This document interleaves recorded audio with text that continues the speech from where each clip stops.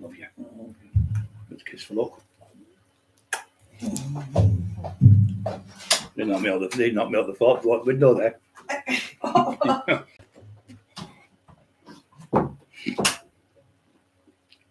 Get the piss out of them there. 3 on 2 on, guys. It's 16 on, 17 on. Bloody are we? Going south 17 seconds. Fucking slimy waking up. I've got a scratch on my face there. I just noticed. What's the I feel like? I remember myself. No, I think what that is a scar of a fight you had years ago. That I'm gonna go into somewhere that comes up and I've got another scar down there. I've got a bite, there's a bite mark on my face there, a big bite mark. There's another one there. You can see 2 bite marks on my face there. And I'll be a fucking chunk right out like that. That was as big as that. Wasn't, I wouldn't say it wasn't as big as I can imagine. Big as like about that thick it was. I spit it out, big chunk out his full half his cheek one. Half his cheek I took off. Do you want to play them guys? Do you want to play bitey games? Do you want to play bites, Dewey? I'll show you how to fucking bite. Scream like a fucking guinea pig. But funny enough things years later. Wardrobe, Brian, Drew Williams. I've got fucking 100, mate. I've got about at least 50, 60 tracksuits. I've got over 100 t-shirts. And I've got about fucking 30 pair of trainees. I give him. He's had about 20. Bobby off me in the last 3-4 years. He absolutely doesn't. You know me. I'm immaculate. Me, you know. He won't look after nothing. You know, these people just doesn't give a shit. Just walking dog shit. I mean, he walk all over the house with him. He just didn't give a shit. He's just so scruffy, totally different from like the other members of the family. Really, really bad. Won't even get in the bath. 3-4 months we'll get to the bath. It stinks. You have to put him in the bath. You'll do that in the water and pretend he's been in the water. You haven't been in the bath. What are you doing? I have. I said, well, you're bone dry. Your hands are already wet. You know, make him go back in, go in the bath. It's terrible. Won't even get in the bath. And it goes mad. No smell. Terrible. They pretend he's been in the bath. It doesn't fucking edit. Sun losers or draw. Sun loser. Sun lose. Draw or draw. Sun lose or draw. Laugh out loud. Oh, sun lose or draw. Still lost, Andrew.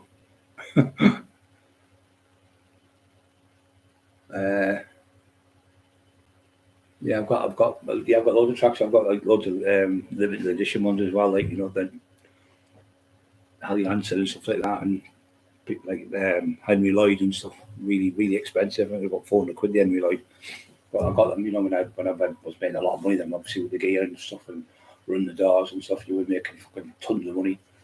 You just go and buy a £300 shirt as if it was fuck all, and that was back like 20 years ago. You could have been out. He's got a shop called Tin Pan Alley in Stockton. It was all designer clothes. I really made all the other one, Psych, Steve Coogan. He owned that as well. So I'd get suits out there. But I had to get my suits made when I was running about. I was like tracksuits better than me. Tracksuits better. Right, no one's on yet. Can't see anyone's freedom. His wife is all gone. Andrew's on. Peter the Box. Hello, Andrew Williams. Nice cap, yeah. I've had this, Emma got me this one not long ago. I got about 5 at Christmas and I got 3 on my birthday. It was like 8 caps. Thought the last be ages. Fucking Eli. Chewed the fucking lot of some of them armour, armour collars. Under Armour is what you call them, but them ones. He bit right around the rim. So I put it on, it was all sharp and we had it's no good. So I cut it off most of it, but I'll just wear it if I got walking with the dogs. So he got 4 or 5 hats in one day. Pin gutted I was. I've always worn hats since I was about 18. A lot of people on their podcasts have copied. Loads of people I've noticed. There's loads copied since I've been wearing mine. And you see me in the McIntyre with the caps on and stuff like that. But it's just a gimmick, you know, like what you are. That's your stingy sunglasses on the hat, shorts on. Now there's the taxman. There's Brian Cockerill there. People would notice you straight away. It's just like your own persona, what you have. If there's any trouble, we only got tracks. It's easy to fight. You're fighting the suits on and shirts and things are a fucking nightmare. They get in the way. You want to take your top off, your shirt off to fight for. But then you get recognised as well by people as well. Kevin, Martin what's to know? Martin, you're getting a regular brother now. He's got the bug, the taxman bug. No, it's just a nice channel, to be honest. Good channel, good laugh. We talk about anything and everything. You know, being raiding. It's raiding something. I missed that bit. I've got the wardrobes are full. I've got big massive double wardrobes on the side, right? But the bed's here behind me, just for say, it's like 14 foot by about 14, I think, the bedroom. So I've got mirror wardrobes there with the double wardrobes. They're about 3 foot deep. Then you've got a big massive shelf, and I've got cupboards that go around the bed like that. And on the top, I've got about 8 cupboards on there, and I've got a little wardrobe each side there where you can put clothes in. About 4 drawers there, 4 drawers in that one. And then on the side, we've got the mirror, like a little mirror one, with where you put your underwear and stuff like that. All that stuff's on there, all the clothes are mine. And then on that side, there's another double wardrobe. About 5 foot long and about 3 foot deep, with a massive shelf on again. So they're chocker to the brim. And then I've got a loft full of t-shirts and tops as well. That's full to the fucking brim. I'll get something made, right? I'll wear it. I'll put it on twice, and I'll never wear it again. I'll buy something. It'll be like 100 quid. I'll end up giving it away to someone. I'll buy something. I like that, and get it. After 2 times, I'll wear it. I don't like it now. If you get cars, I'll buy a car for 40 grand or something. Go mad. I'm going to get that car. I'm going to get it. Go and buy the car, and I'd have it about 3 weeks. And I'm fucking bored with it already. I got a 9 Choice Porsche, 5 litre, fast as fuck it was. Did 150 mile an hour. Wasn't as fast as the Cosworth because that was tuned up. If you tuned the Porsche up, it would have been faster than the Cosworth. But it was a standard, bog standard 5 litre, not being touched. And it reached over 150, I think it used to reach. It was a really nice car. I think about 100 grand in a day, them cars. I paid about 30 grand for it, second-hand one. And it was like a lovely colour green it was, not like a green grass. It was like a metallic green. It was fucking beautiful. And you push the buttons and the lights popped up like that, and all like cartoon ones on the telly, like it was different. It was alive, the eyes, it's like a face, and the big silver grill across the front. Beautiful car, green and black and silver. It was fucking beautiful. Yeah, you get a book for them, don't you? But all them designer clothes, things like that. I've got all sorts of things like fucking top of the range crocodile shoes, right snappy dresser with them on. I've got them special made them. You say when you've got the money, you just think when you live off a council estate all your life, you've had fuck all. You just like Mike Tyson, like Floyd Mayweather, not Floyd Mayweather, people like George Foreman, all them, and they spend all the fucking money, don't they? Because they've never had it, so they give it to the friend and take people out. And I used to do that. They have like parties at a pub, take the pub out for the night, and say we'll just have the pub. There's like 300 quid or 400 quid or £500 behind the bar. Anyone get what they want to drink, and there'd be fucking piles of coke and ecstasy and whatever. Be in there 2 or 3 days, and then but the same people you looked after then. When you shrug them when you get older, or something happens, you never fucking see them, you never hear them. But when the day, I used to get about 100 phone calls a day, at least a day, non-stop. People wanting stuff, one gay, want this, one that. He's got trouble, that one's got trouble. Fucking all over the country, I was running about. And then when you get a fucking illness or something, and you're down, no one wants to know you. So the only people who want to know you is your real friends. And when I went to jail, all the people I had about 160 people working for me, working. I had about 40 doormen, and he had 160 odd people selling bits and bobs all over the place. So I had 200 people out there. 200 people, about 4 people out of 200 come and see me. So it just shows you they didn't want to know. As soon as I got out of jail, the first day out, they're all open at my house. How are you doing? You all right? How are you doing? So you know who your friends are. So only a couple of people, any people come to see me a few times. And a few lads from Hartlepool, and my sister and that, and their family members. But that was it. It's only your family you can rely on, really, because people don't want to know you. It's like when you get a big load of coke at a party and you come in with an ounce of coke. You sit there, everyone stays there, but as soon as that coke's gone, oh, fucking hell, I've got to give my daughter, I forgot she's got to go to school tomorrow. What, Sunday? I like to slip up, or my wife's, I've got to go and get the baby. She's somebody's centimetres. She might have the baby in the next few days. Well, why would you be taking coke? You'd have cunt. So, you know, it's a blag. You just think you're like, racing lady, hello, love. I hope you're okay. She's a lovely lady, yeah. Lovely pet human being she is. Absolute lovely lady. Always polite to people. And you can tell she would never hurt a fly, yeah. And she was just a nice person. Not one of them people you say something to and then you tell somebody something. She's just a nice person. Darren Thompson, my nose was itchy because I've had 2 tramadol. Fucking drives me. As soon as I get them tramadols, I've tried to get my naproxen a day.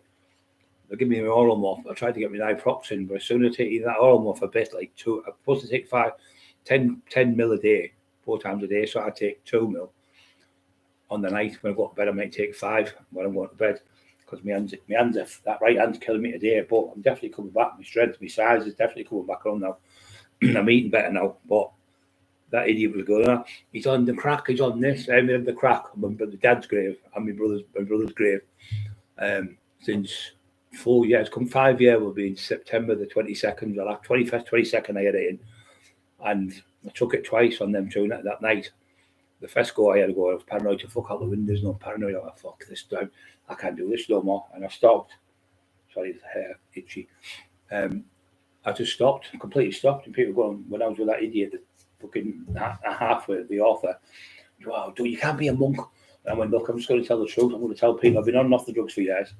Why I was up and down in body weight and stuff, it was because of the drugs. And why I was going missing and not seen for ages, because I didn't want to go out, because I was paranoid. And I would go out late at night shopping instead on the daytime, because it was, I didn't want people to see you and see you not tanned and not big and fucking not looking good. And plus people want to have a go with you when you lose weight. I lost about 6 stone. So people were starting to have a go with me in the end. I was still winning, but I was struggling when I was winning. When I was winning the fight where before, I would just fucking knock 5, 6 people out straight away in seconds. But when you're off your head on drugs and you're coming down, you're not training to see. It's like a lion in it, or a wild bull, elephant. If they see the male, the bull, a little bit, like, ooh, I can have a go, yeah. His legs bad, or I can have a go, yeah. He's not as strong as he was, and that's when they ever take a liberty when you're not well, or when you're on the drugs. But I got myself off them. 5 years I've been coming up, 4.5 years now. So 5 years coming up, I've been off them. And when I was with him, he's going, we'll just have a little bit. How we had to take it all the time. I said, listen, I don't want any more. And he gave his wife his juice. He said, he just told you he didn't want none. He said, you want to take a page out of his book, keep off it. Just all you do is waste all the money we get. That's why he's got no nice clothes or nothing, a nice house, nice car, nothing, because every penny he's made has gone on the fucking brown sauce. The cross track suits, yeah, the cross, yeah. I've got. I had 2 of them, and I went to a party one night with Emma, and I had my top. I've got the bottom, but I haven't got the fucking tops. What I used to do, I'd go to a party and I'd take my top off and I'm sweating. Maybe I've a t-shirt underneath. And then I'll go out with somebody out in the car for the day. We'll go to that party, go to the nightclub, and you throw your top. I'll go to gym, to somebody's gym, put the top in the gym, leave it there, and forget about it, and go back the next day and it's been took off the peg on the top, like that. So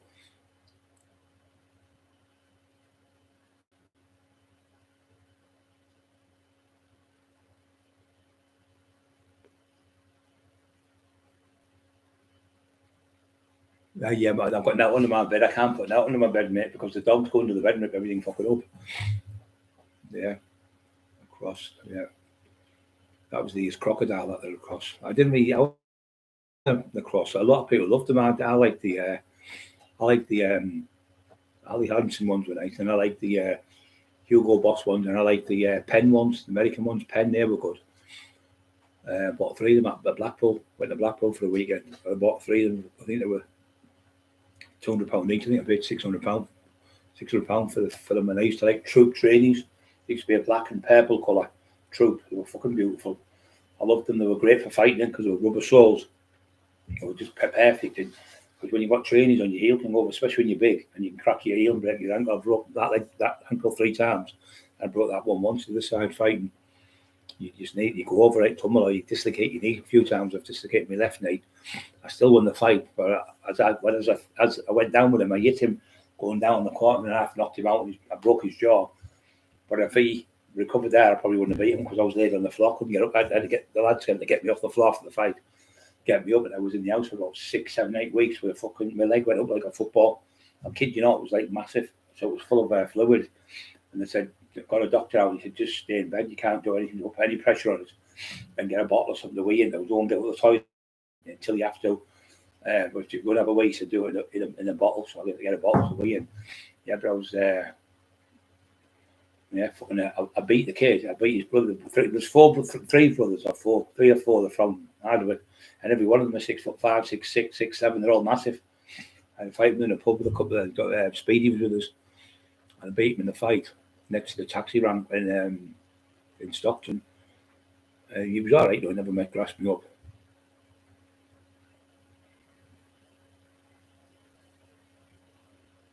Darren Thomas. How's it going? Yeah, I'm okay. Darren, thank you very much. How are you, son? Thanks for coming on, Darren. Appreciate it. Racing Lady, Andrew Williams, Peter DeVox, go through you again. Freedom, there you are. I was wondering where Freedom was. I was looking for him ages there.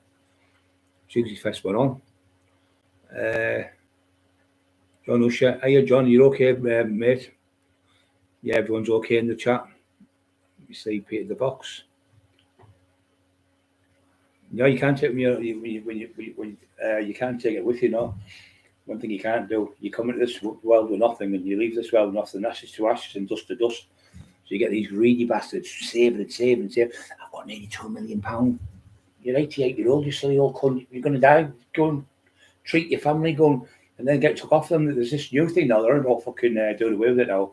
That tax where you get. I mean, I think it's disgusting. You pay people don't. If you unless you when I was making big money before, you pay 50-60%. For every £100, you'll pay £60 back tax. When you make £100, for every £100, you pay £60 back. Fucking terrible. And then you've got to pay because it's super taxi, and then you've got to pay. You've got to obviously have fucking bigger vehicles to drive and things like that. So the taxes do you, and the insurance do you. So when you go into business and then you've got money, just putting it away, rainy days good. So maybe you're 60 something, then just fucking retire. But you get people saving up, never had a nice car, and they've got like fucking £300, £400, and £500 stashed in the house, and the police come and raid them. They lose it. They're there to be spent, I think. You can't take it away. You might as well enjoy the fucker. I've enjoyed my money. I've enjoyed the money, so it's good. You know, I've been all over the world and everything, so I had all different types of cars, jeeps, vans, motorbikes, nightclubs. I've owned and everything, from shops, clubs, bars, restaurants, fucking everything. I had a green tracker and green cap. Got hot rocks all over it first night there. Yeah, I've seen lads do that all the time. I tell you what the worst are these ones. You drop a rock, it was right through the fucking tops. These type of top. It's like that. It's got the nylon stuff it's made with, but they're nice. But the type Adidas are night ones, them ones, and also the Nike. The Nike ones are nice where you get a little click, and you're out in the club or something, you get a click, you know, like a little bit of cotton. But that big, I'll do it with the Nike because that lighter. Poof, fucking half the t-shirt, fucking set of light, fucking holding it like that. Well, I'm the fucking holding your t-shirt like that. And all you need to do is cut it with a fucking little, like, you've got to do it with sharp scissors. If you pull it, it rips again. But once I get a little thing like that, I use them for underneath then.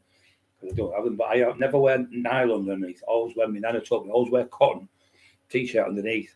So when you're sweating into the cotton. But if you're sweating the nylon, it makes you more, you end up with colds and flus and bugs more because it's still on top of you, the wet, soaking, where the other one, it's wet, but it's absorbing it, the cotton. Gucci, I was never into Gucci. I was never into it. Yeah, the nice clothes, don't get me wrong, the nice clothes and nice stuff. I was never into Gucci or Versace and all that. I was never into that type of stuff. It was mainly tracksuits I was like, and I used to like get my suits made by Joe Hind tailor from, you remember the Gangsters when they got like a two-tone? I used to have a red one. No, sorry, a bluey colour. It was like turquoise blue. It was. And when you moved, it would shine a little bit. All the old gangsters in the 60s and the 70s still wear them now. A lot of them in New York. And I got that made, and it was from Saddle Row. He only did it because I watched the film about the Craze, where Ross Kemp and his brother played the part of the Cray twins. They said, where do you get your clothes from? It's Saddle Row, that's from. So I got mine from there. So Joe Hind was a tailor from Newcastle, and he's got a place in Sunderland as well. So he come down and he measured me, and he went, I can't believe it. He said, your back's 58 inches. Your chest, your tape measure, it's 58 inches. I went, fucking joking, aren't you? He went, what do you mean? I said, I thought it was 60 because Arnold's 58. Anyway, I thought, well, if I pump it, it'd be 60 probably. Thought, yeah, 58-inch chest he had. That was cold without pumped. And he had 30, this is when I found out about my legs, 36.5-inch thigh. And the other one was just a little bit, just under 37 one, because you always get one leg bigger than the other. You always get one bicep or forearm bigger than the other. And he had 23 3/4-inch neck, just under a 24-inch neck I had. There's a picture of me. I'll get it out and put it on YouTube. I'll put it on here somewhere. You can see it. My neck's fucking huge, and I could put 320s round. Start with 320s, do 20 reps, and Bram's got the cage fighter lad's got a picture of me with 120 key on my neck. Doing that with it, that's why I've got my neck's fucked. 120 key, neck raises with it round here. See Mayweather, he uses 10 key. So I used to use that. I've still got the head harness. The bed lifts up for storage. Yeah, I know what you're on about, Peter, but I couldn't put an out on my bed. My dogs are so fucking nosy. They stay out of that bed. The little cunts. Realised been in bed with us, not all day, but for about, I've been fucking exhausted. I've been training. I trained 4 times yesterday, 5 times the day before, 5 times the day before. I've got this morning, that shoulder thing's gone. Put my hands up and everything now.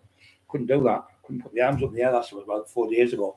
I've used this exercise. Anyone with a bad rotary, it's not 9 times out of 10, it's not your rotary cuff. 9 times out of 10, it's 9 times out of 10, it's your you can be in here from your chest. You could pull something here, the rib here, or you could pull. But the main one is because you're not training as much and you're sitting about on your postures when you're typing and stuff. What happens is your scapula has little muscles underneath. So the scapula is, it's like a wing shape. It's like a chicken legs, like bone like that. So it's like a wing shape. And if you can do that there, and you can get your hand underneath your scapula, which is the bone, that means the muscles are dead weak. So them muscles, you've got your tendons holding on to bone, then you've got your muscles holding on to tendons. So what happens is the muscles are on the tendons, but they're very, very slackly. So my analogy would be like they'd be hanging off a little bit like that. So if you had that tight on there, the muscle, and it was bigger, the muscles, like bigger built, because they lose size, then the scapula can move about, and that's what the pain's coming from. It's not, if it's your neck, what happens if you do this? You do that to the side, and do that. And if you feel like, oh, you fucker, if you feel your neck, it's a neck problem. If you feel it coming down from there to there, the neck problem coming down your ulnar nerve, your median nerve, or one of them 3 nerves in your arm, it can come down. But if you can do this, like that, that's a good one there. A goose thing like that. You put your neck and push it back, stick it out like that, and do that. If you can do that and that happens, right? If you can go like that back, just go back slowly. You can do that and nothing happens. It's not to do your neck. So that's it, eradicates them 3 things you do there. It's your posture, typing all day on typewriters or on phones or computer or driving lorries and things like that. You get it all tensed up. So what you got to do, a lot of people, nobody trains the rotary cuffs. Nobody trains for the rotary cuff, and nobody trains the scapula. But that's where when you bench, that's where your weakness is in your scapula, and it's weak and loose. And you've got your bars all over because there's no muscle in there to hold it in place. So it'll be like that, like a loose socket, the ball joint on a car. It's like that, it's loose. So if it's loose, it's moving, and that's where the pain's coming from. So when it goes across here, it goes across here, and there's a little nodule in there. It goes down there, and also there's another one here, like a little. It's not a tendon. I don't know if it's a ligament or a tendon. It might be a ligament, and it's on like a little track. It's on the track there, like this, in your shoulder here. People think, "Oh, my rotary cuff's gone," but it isn't. So what you do is you start hanging off a bar. And what happens is it pulls it back in, it gives it traction by it pulls it back in, so it goes back in that little groove like that, like a railway track, and it goes back on the track. And then you'll think, "Oh, that's brilliant," but you've got to keep training it. So all you need to do is get a elastic band, about a tenner, put it on a door handle or the bed or whatever, or the bottom of your stairs, stand there and just hold it and go like that with it. 1, 2, that's all that exercise you need to do. That there, look, just there. You see me? They're just there from the side, look.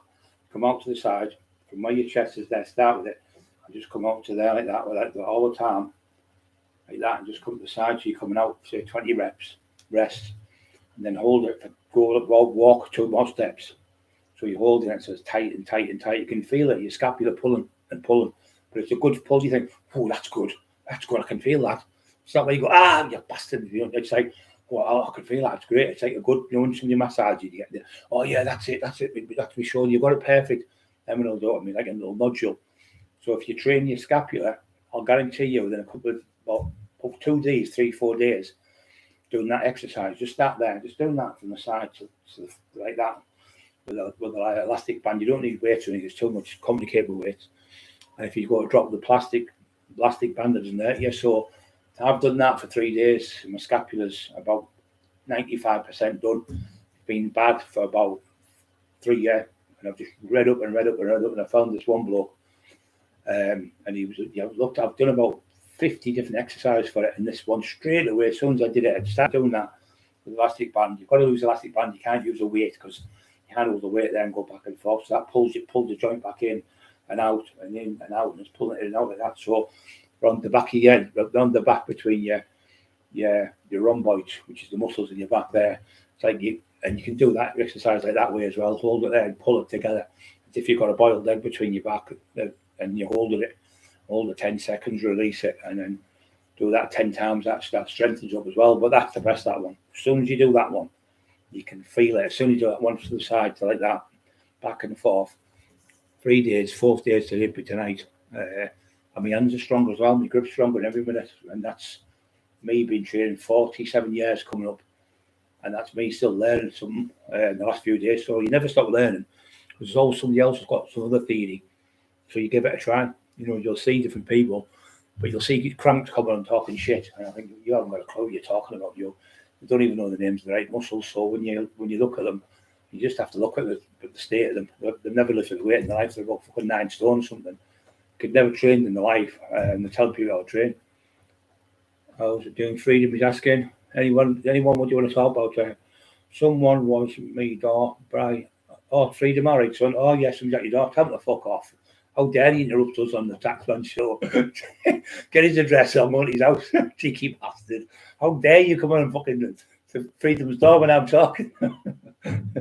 Everyone's laughing like that. Yeah, just having a laugh.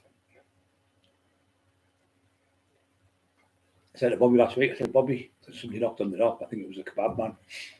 Anyway, he must have went. And I said, Bobby, somebody's at the door. I think that's it. If it's the invisible man, tell him I can't see you. Tell him I can't see him. I said, okay then. So he went to the door. He come back, he went, I told him. I said, I told him because I forgot all about it. It was about 5 minutes later. He went, the man at the door? What, the invisible man? He went, yeah. What did he say? He said, I told him you can't see him. What did he do? He said, I just walked away.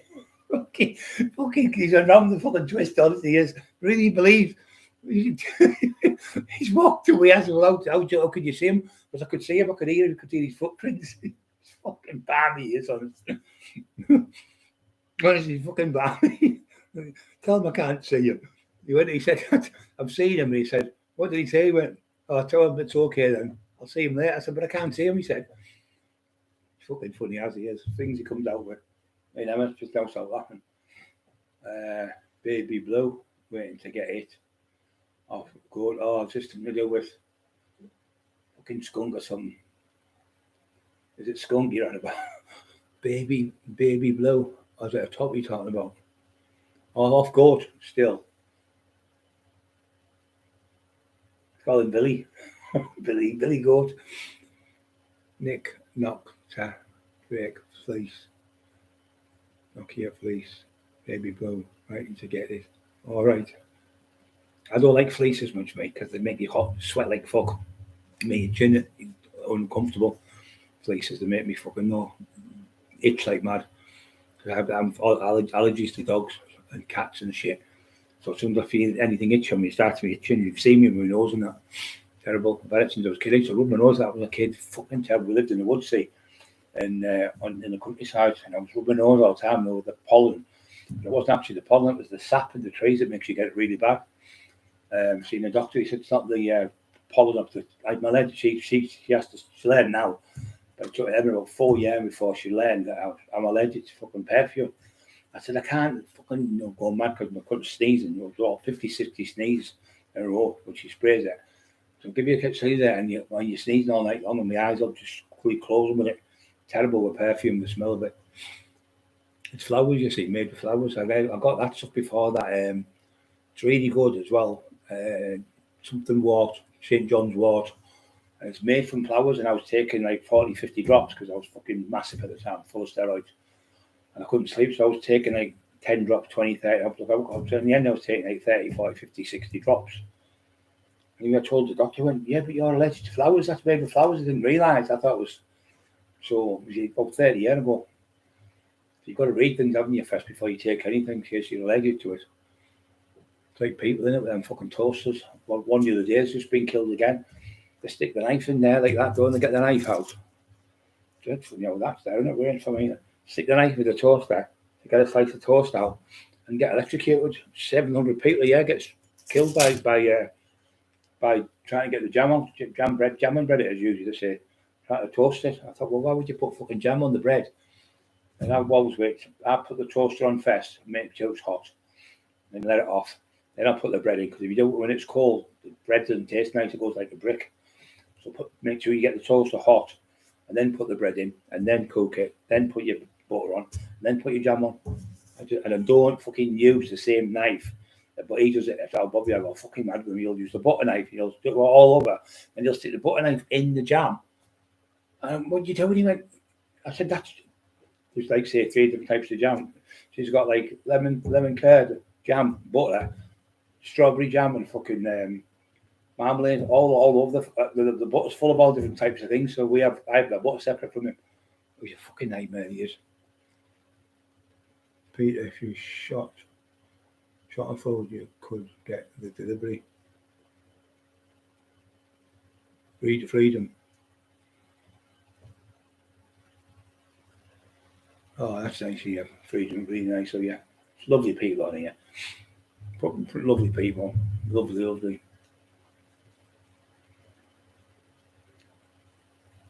Say it to me, lovely people. That's what I'm saying. The best channel going, nicest people on the planet on here. There's the Irish flag up there, the House of Pain. Even at your age, but batter him. Yeah, even at your age, batter him. Yeah, mate.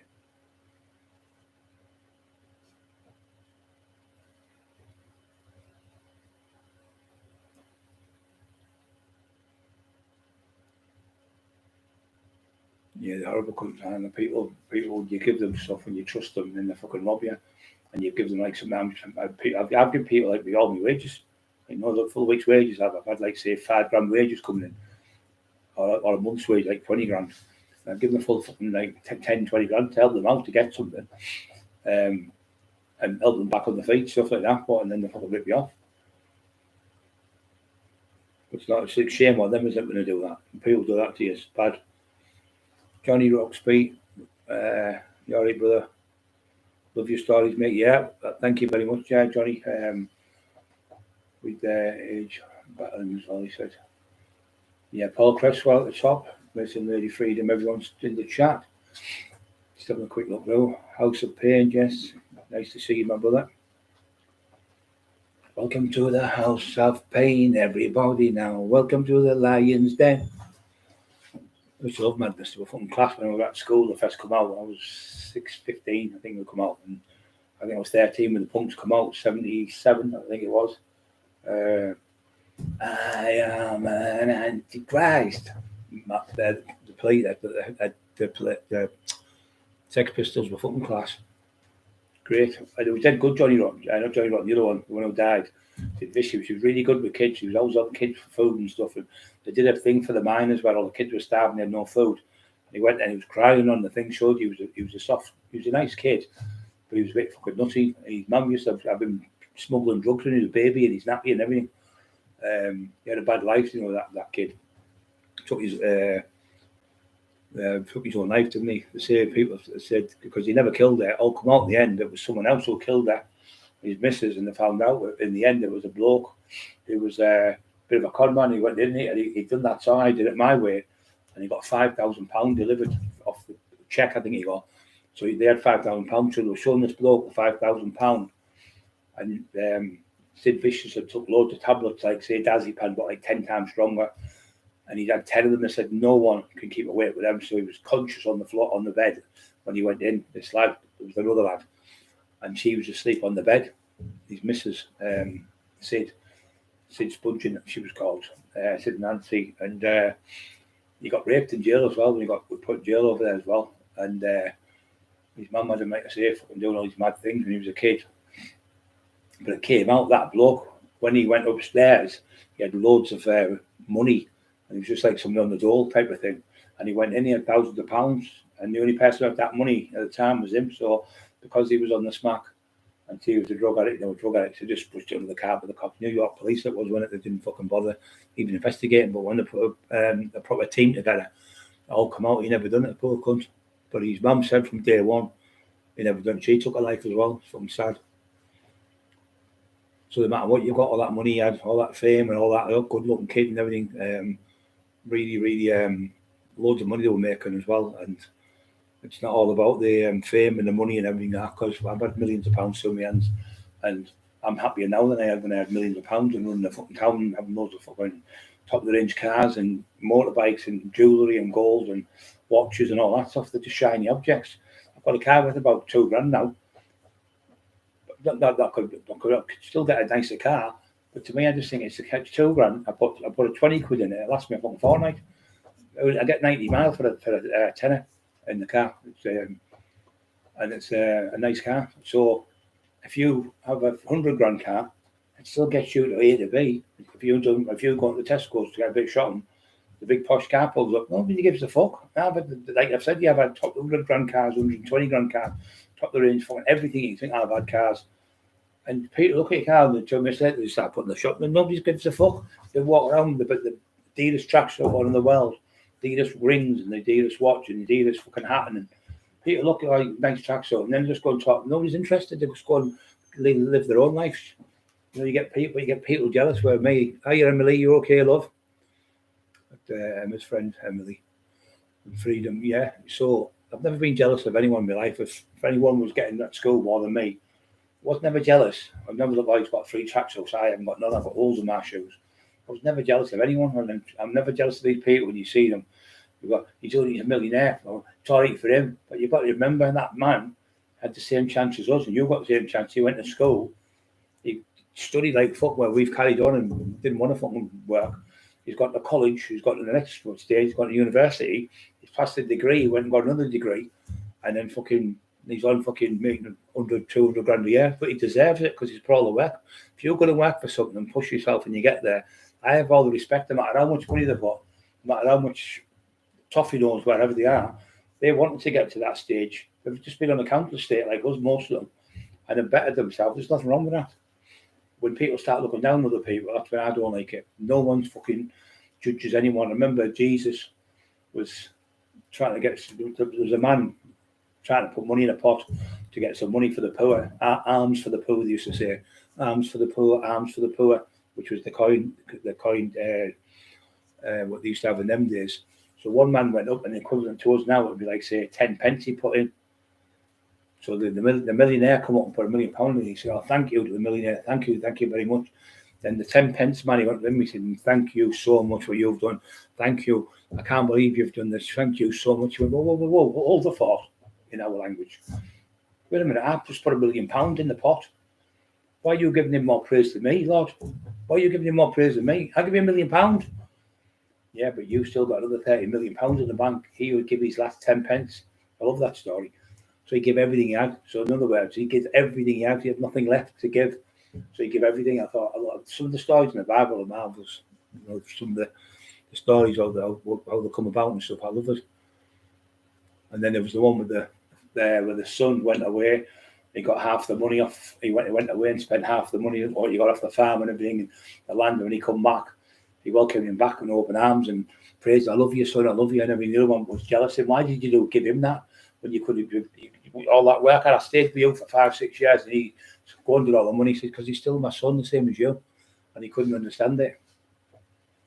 It wasn't about the money. He got his son back. It's nice to help people in the street. It's nice to help people. I talk to everyone, mate. Everyone will say, you talk to everybody. I said, yeah.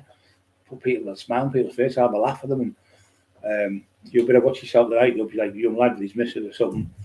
Yeah, don't be getting cheeky because we know who the bosses don't we love, and she'll laugh her head off. And just have a bit of laugh like that in the street with people, or just around the shop talking to people, being nice, or older people when they can't. I'm 6'3" and a bit, so older people can't reach on the top shelf. They go, I know what you're going to ask me. You're going to ask me to get that bottle. That's fair. That's automatic because it's half price because you're not stupid, you are you? And you know I can reach that and you can't.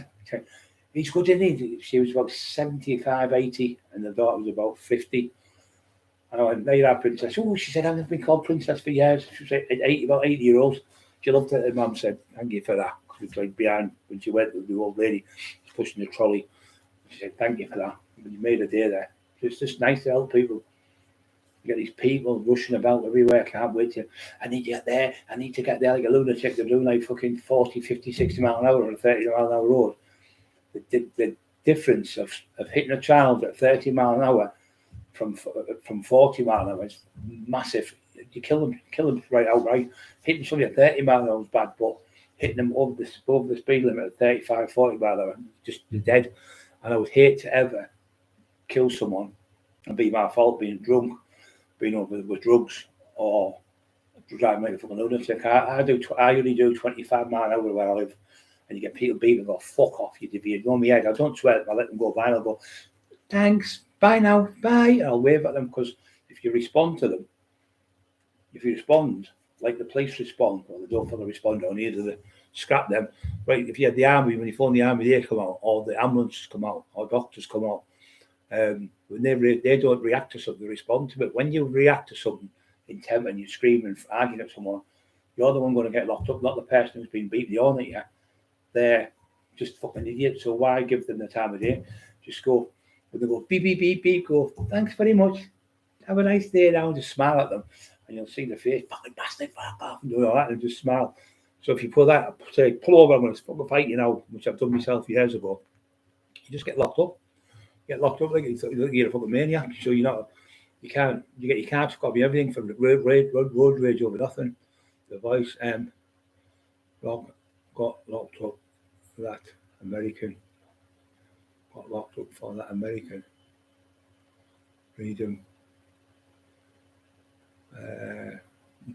Feet film. Yeah, great. Sid and Nancy, it was great film. Yeah, I loved it.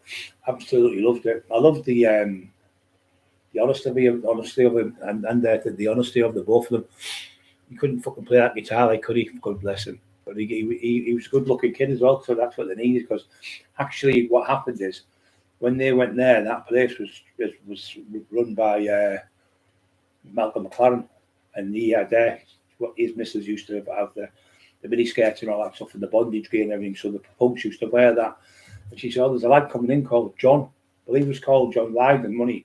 And the one was called Sid Vicious, but his name was John, really, wasn't it? I think his first name was John, I'm sure. And he said, he's coming to see you, John. So he came in, and the wrong one came in. So he came in, Johnny Rotten, and he started singing, and it wasn't him. It was him that's supposed to go and see him. Fucking Sid Vicious got mixed up with him, so they gave him the job. And later on, they said, we want him. Because he didn't have no looks, he was little ginger, little weirdo, didn't he? So, where he was more like a pop star, wasn't he? The other one, Sid. He was only 21 years old when he died. It's fucking sad. It's been tears to your eyes watching it. It's sad. And he always thought he could have a fight. He couldn't fight sleep. He couldn't fight sleep. He couldn't. But he beat Paul Weller, kicked the shit out of him. I think he gassed Paul Weller. I'm sure he did. Paul Weller off the jam. Paul Weller was tasty. A real top fighter he was.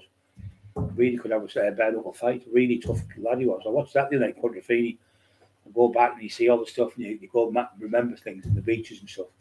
Marvel said it when you watch them, and you think, I wish I was fucking back there now.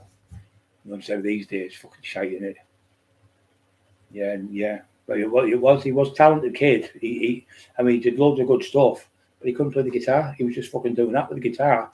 But he had the looks, and he actually invented the pogo dance, to do that jump. It was him who invented it. He was the very first person to start doing it. So he was the very first person to start that dance where they jump up and down, doing that pogo stuff. Pogo, it's called. Yeah, I know people with money and people who grow up in a council estate like me, and I know people, their ass treat them all the same. Yeah, I don't care if the royal family talk to me, I talk to them as well. Even though they're posh, the millionaires, I talk to them. I don't give them any grief. If it was somebody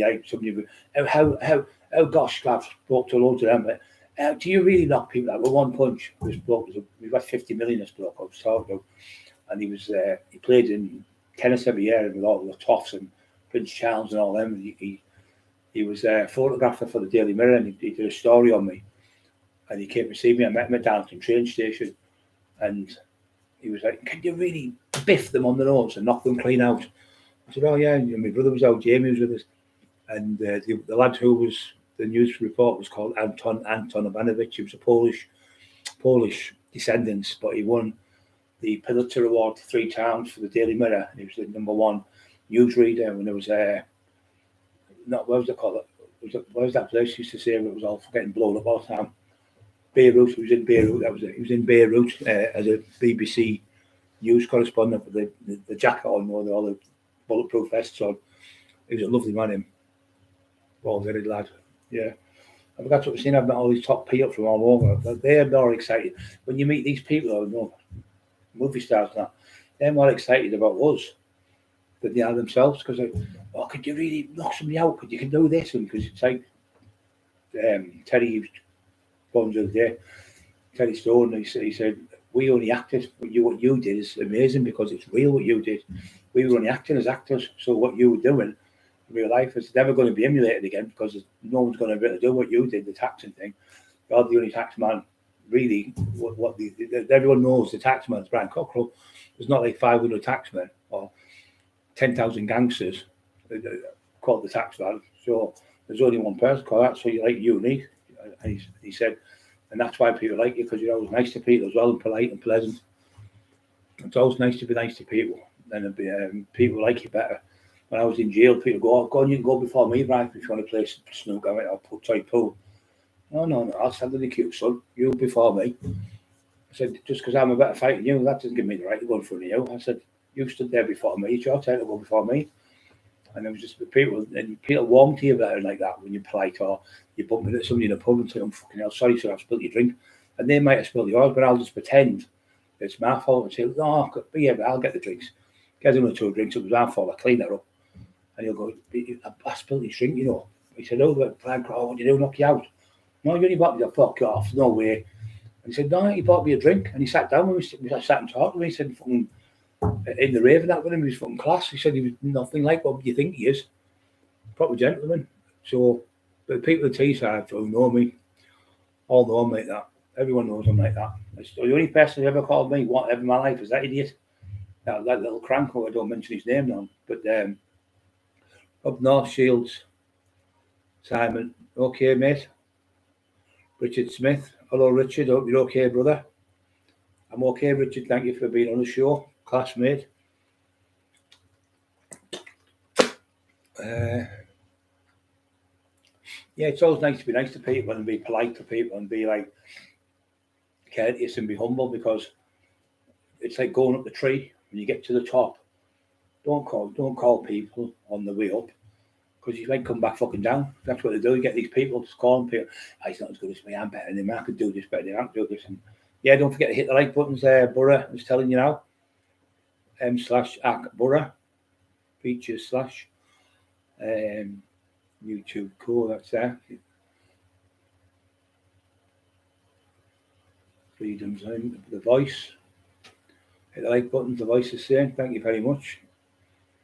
We're getting more and more views now. We get more people coming on. We lost with my dad dying. That was bad. I couldn't come on. So we lost about 40,000 views that month, and then this month, we lost 30,000. But what we've got now is the views we've lost now is the ones from the month before because it's always the month behind. You see, so the ones we got now this week we got 30,399 in 7 days. Yesterday, and today we've had 31,000, nearly just under 32,000 in a week. So it's going back up now, but it'll be next month that you'll see it jump because it's always a month behind. So, but I'm glad they had the 8 days off, and I'm glad I had obviously my dad dying and stuff. And I had that 10 or 12 days off. So really, I've had 20 days off in the last 3 months. 22 days, I think it is. So it's like nearly a full month. So, but it's not all about the views. It's about making people happy. If you had 3 people on and you saved them from committing suicide or got them off drink or got them off arguing with a mum or got them back with a brother or sister, that means more to me than £10 million because you've saved somebody's life. There's nothing more precious in the world than someone's life. It's when you see people like obviously Sid dying all them years ago. You look at them and think, well, good kid, good looking. You look at all these other ones, even you look at George Michael, beautiful looking man, everything, brilliant singer, best of the clothes, £50 million. Took his own lot. Robin Williams, the actor, £55-60 million, hanged himself. he was the same. What do you call it? I can't remember his name now. Michael Jackson. He was a fucking close to a billionaire, and they're going to happen to him and all the drugs and stuff. So because their heads are fried with all the see these people we don't understand because we've never been there. So can you imagine being at home, rocking? Everyone says the same. Peter the Boxing, Smeefy, and all them. Your Nightmares, Racing Lady, Richard Smith, all yous, right? Steve Shanley, Steve, okay, son. All these people we've all brought up with our mums and dads and families. And you've struggled a lot of us in life and bullied and things like that. So, but can you imagine never being brought up as a child and being brought up as a celebrity from day one at like 1 year old, 2 year old, 3 year old, 5, 6, 7, like Michael Jackson? Never ever had a life of being brought up with a not being told what to do every time, and couldn't go and play with toys, couldn't go and playing pedal bikes, couldn't do anything. Had to get up every morning at a certain time, do singing lessons. His dad bullied him, the family bullied him, and he was having to do that. So when he got older, he became a child. When he got older, after I think that happened to him, because he never had no childhood. And you see all these top actors who have been child actors, they all become drug addicts, don't they? Loads of them become drug addicts because they've done everything as a child. There's nothing to do more. There's nothing to strive for anymore. So then they start getting a crutch like drugs or drink. Barrymore, once she was Drew Barrymore, she was an alcoholic at about 9-year-old, 12-year-old, taking drugs, and that's because they grew up too quick in that way. But they've never been a child, if you understand what I mean. They've never been a child where they go out and play with their friends at the beach. They never go to the swim baths and just swim and walk with their friends. They're always, come on, photo shows, come on, makeup. And I'll tell you what I hate. I don't know if I'm just old-fashioned. I really fucking detest it, and I really think it should be stopped. It's having kids, 4 and 5-year-old, dressed up with beauty queens, with stockings and suspender belt and all that type of stuff on, and lipstick and big flash for eyebrows, and looking like porn stars on a stage in front of like these they're supposed to be like glamour queens, like, you know, the best looking in, say, New York or wherever, and they put them on stage, the mums, and they just look, to me, paedophiles' fucking dreams, and them kids, and you see them with big lips, all the lips done, and all their eyes massive, big eyelashes, and the 5-year-old, and I look at them and why the fuck would you portray your daughter on stage dressed like that in front of them people and them dirty, filthy animals watching them? They're just craving them what they do. Beauty pageants, that's what it's called. Beauty pageant now. If they've just done them normal, they're like gone on there, or maybe just walked out like a little model or something, nice jeans or something, things like that. But the clothes they put on them, you make me sick. As soon as have you ever seen them? I just turn straight off. I turn them straight over. I can't even watch them because they make me sick. I think they're disgusting. I really do. I think the mums are fucking sick in the head for putting the kids up there for nonsense to look at their own children. You would never do, would you? It'd be like a big fat bloke at a cake shop, wouldn't it? Looking at them, you say to him, "Don't you eat them cakes?" Well, I'll just go nip round the corner, come back, every cake in the shop will be eaten. I'll put a donkey in a bag and saying, "Don't eat all the donkey. Don't you eat any of them strawberries." I'm going to the shop and get some cream. You listen to me eat all. Come back 10 minutes later, the fucking whole garden's out, all the strawberries have gone. Who's that them? Wasn't me. Hey! Yeah, but look at them subbing each other. Marvellous that. Subbing Emily. Well done, Emily. Well done. Borough. Well done, you guys. Shut up, you dog. Shut up, you dog. What them played upstairs with me today. I've got a terrible fucking itch with them fucking tramadol, do you? They did make my eyes water, me nose itch like mad. Them hounds, as soon as that is off, food in it. Now? I don't know. Just heard the hounds barking. Hector the Hound, I remember that for your cartoon. So we've been brought up as like rough areas, struggle to put food on the table, but in the country state, we all had that. All of us had that. I haven't asked about yet. Well, why did you go? Look, then it's like Bobby with the invisible man. I said to Bobby, go to the door. And he went, what for? I said, if it's the invisible man, tell him I can't see him. So I said, have you been? He went, I'm waiting for test. I said to him, have you been? He went, yeah. I said, what did he say? He said, Brian said he can't see you. But how did you know he was there? He went, because I seen him walking. Hello, can you see him? He was invisible. He went, I could hear him talking. I could hear his feet walking. I'm just waiting for test bag. I'm just going to wash that bath out and then put some bath bottle in. Nobody can beat it. mate. So nobody can beat it. If you Money do bank, know about probably, use the shouts at Tesco. yeah, probably agree with me. Somebody can't beat it. On the herbs, nobody can beat it. Get on the herb. No, it's not for me. I can't. I'm allergic to all that stuff. Anything like that, I just sneeze like mad. When people used to have the pad and that. I mean, I was in jail and fucking makes me bad. Makes my eyes water like mad. Anything to do with plants, anything to do with like pollen, anything to do with grass, anything to do with dogs, dog hairs and stuff. I've got to keep away. I've got to take allergy tablets for the pup and that. With not Eli, but Eli's not so bad. But when Eli gets on the bed, my nose goes mad because he's got little short hairs and up your nose. You're itching like mad. I get hair out. The other day I pulled a little white hair out my nose that was off Eli. He lays on the bed with me in the afternoon and watch the telly. Nobody's recently had surgery and got accidentally addicted to cocaine now. I'm weaning my way off it. Yeah, of course you can get your way off it. But no, I'm dead proud of you coming out with the truth there. There's nothing worse than pretending you haven't got a problem or no wrong with me. You're like that, your eyes are fucking off your head. Or you're like, oh no, I only had 2 drinks. I am, and you're falling all over and you're pretending. That's the worst in denial. If you can come out and tell people the truth, you're a bigger man than anyone. A lot of people can't do it. That little off, that little fucking clown, went, oh, don't tell people you've been on drugs. Listen, if I can tell people the truth and I can help people in the name of our Lord Jesus Christ and help other people, I was taking cocaine than Pablo Escobar was fucking selling. I said that's how bad I was on it. So I was taxing more drug dealers than anyone in fucking ever done. And people will tell you that. But the thing was, I told the truth and I've saved thousands of people. I've got thousands of people off. We've saved 82 people for committing suicide. And that's all because we said to Jesus, started helping people and you feel better. I was making sometimes 40, 50 grand a week.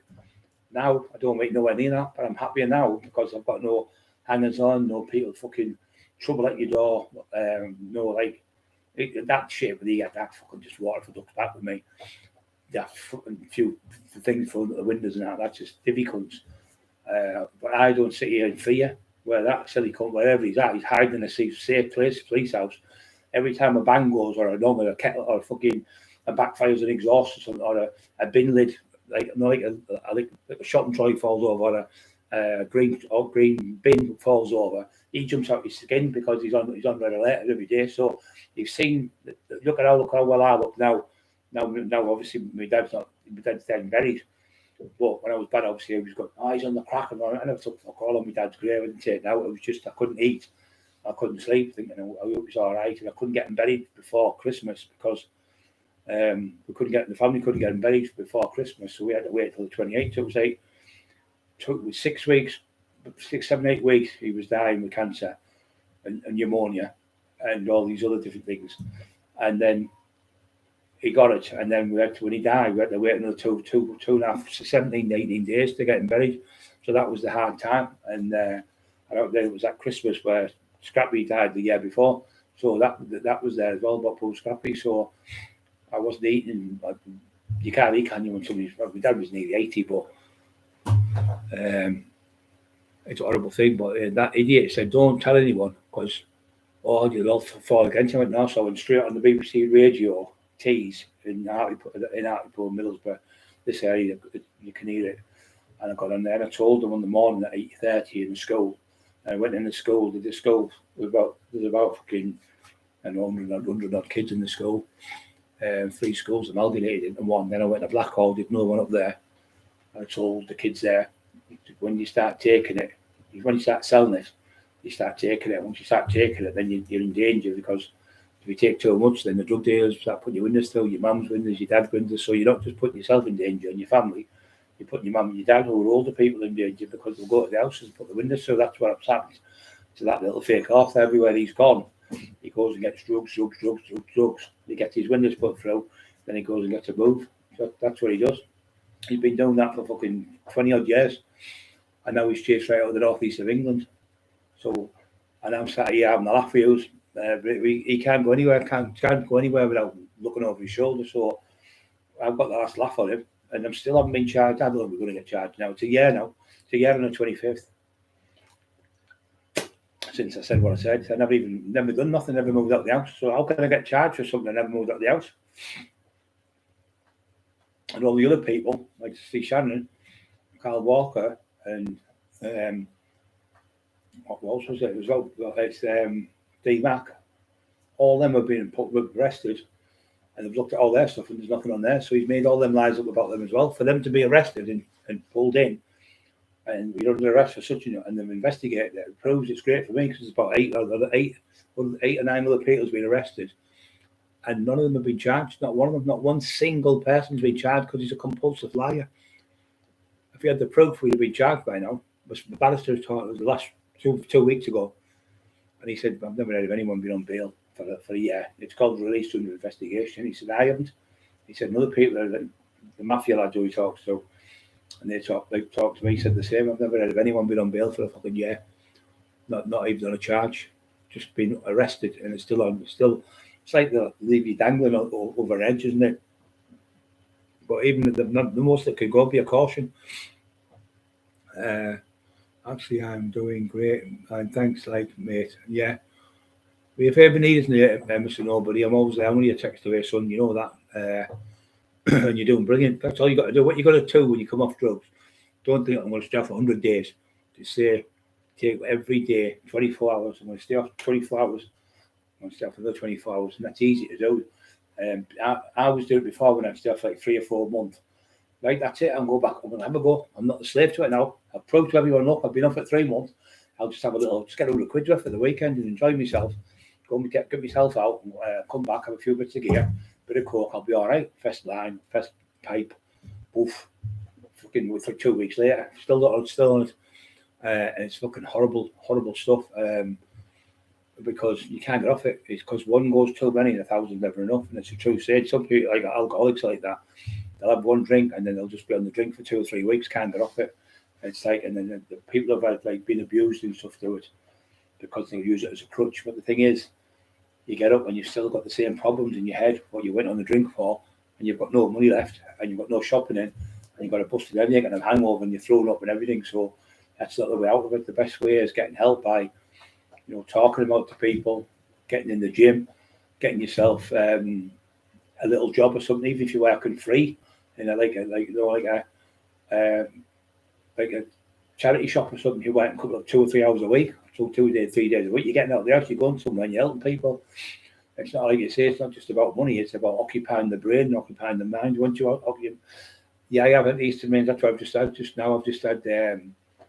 How do you get about the pound shop? I asked the woman, she said, I think the blue ones make you fall asleep and the green ones don't. I don't know which one. You've got to watch which one you get because they're actually the best thing tablets you can get, antihistamines. You can take them, you go to sleep on them.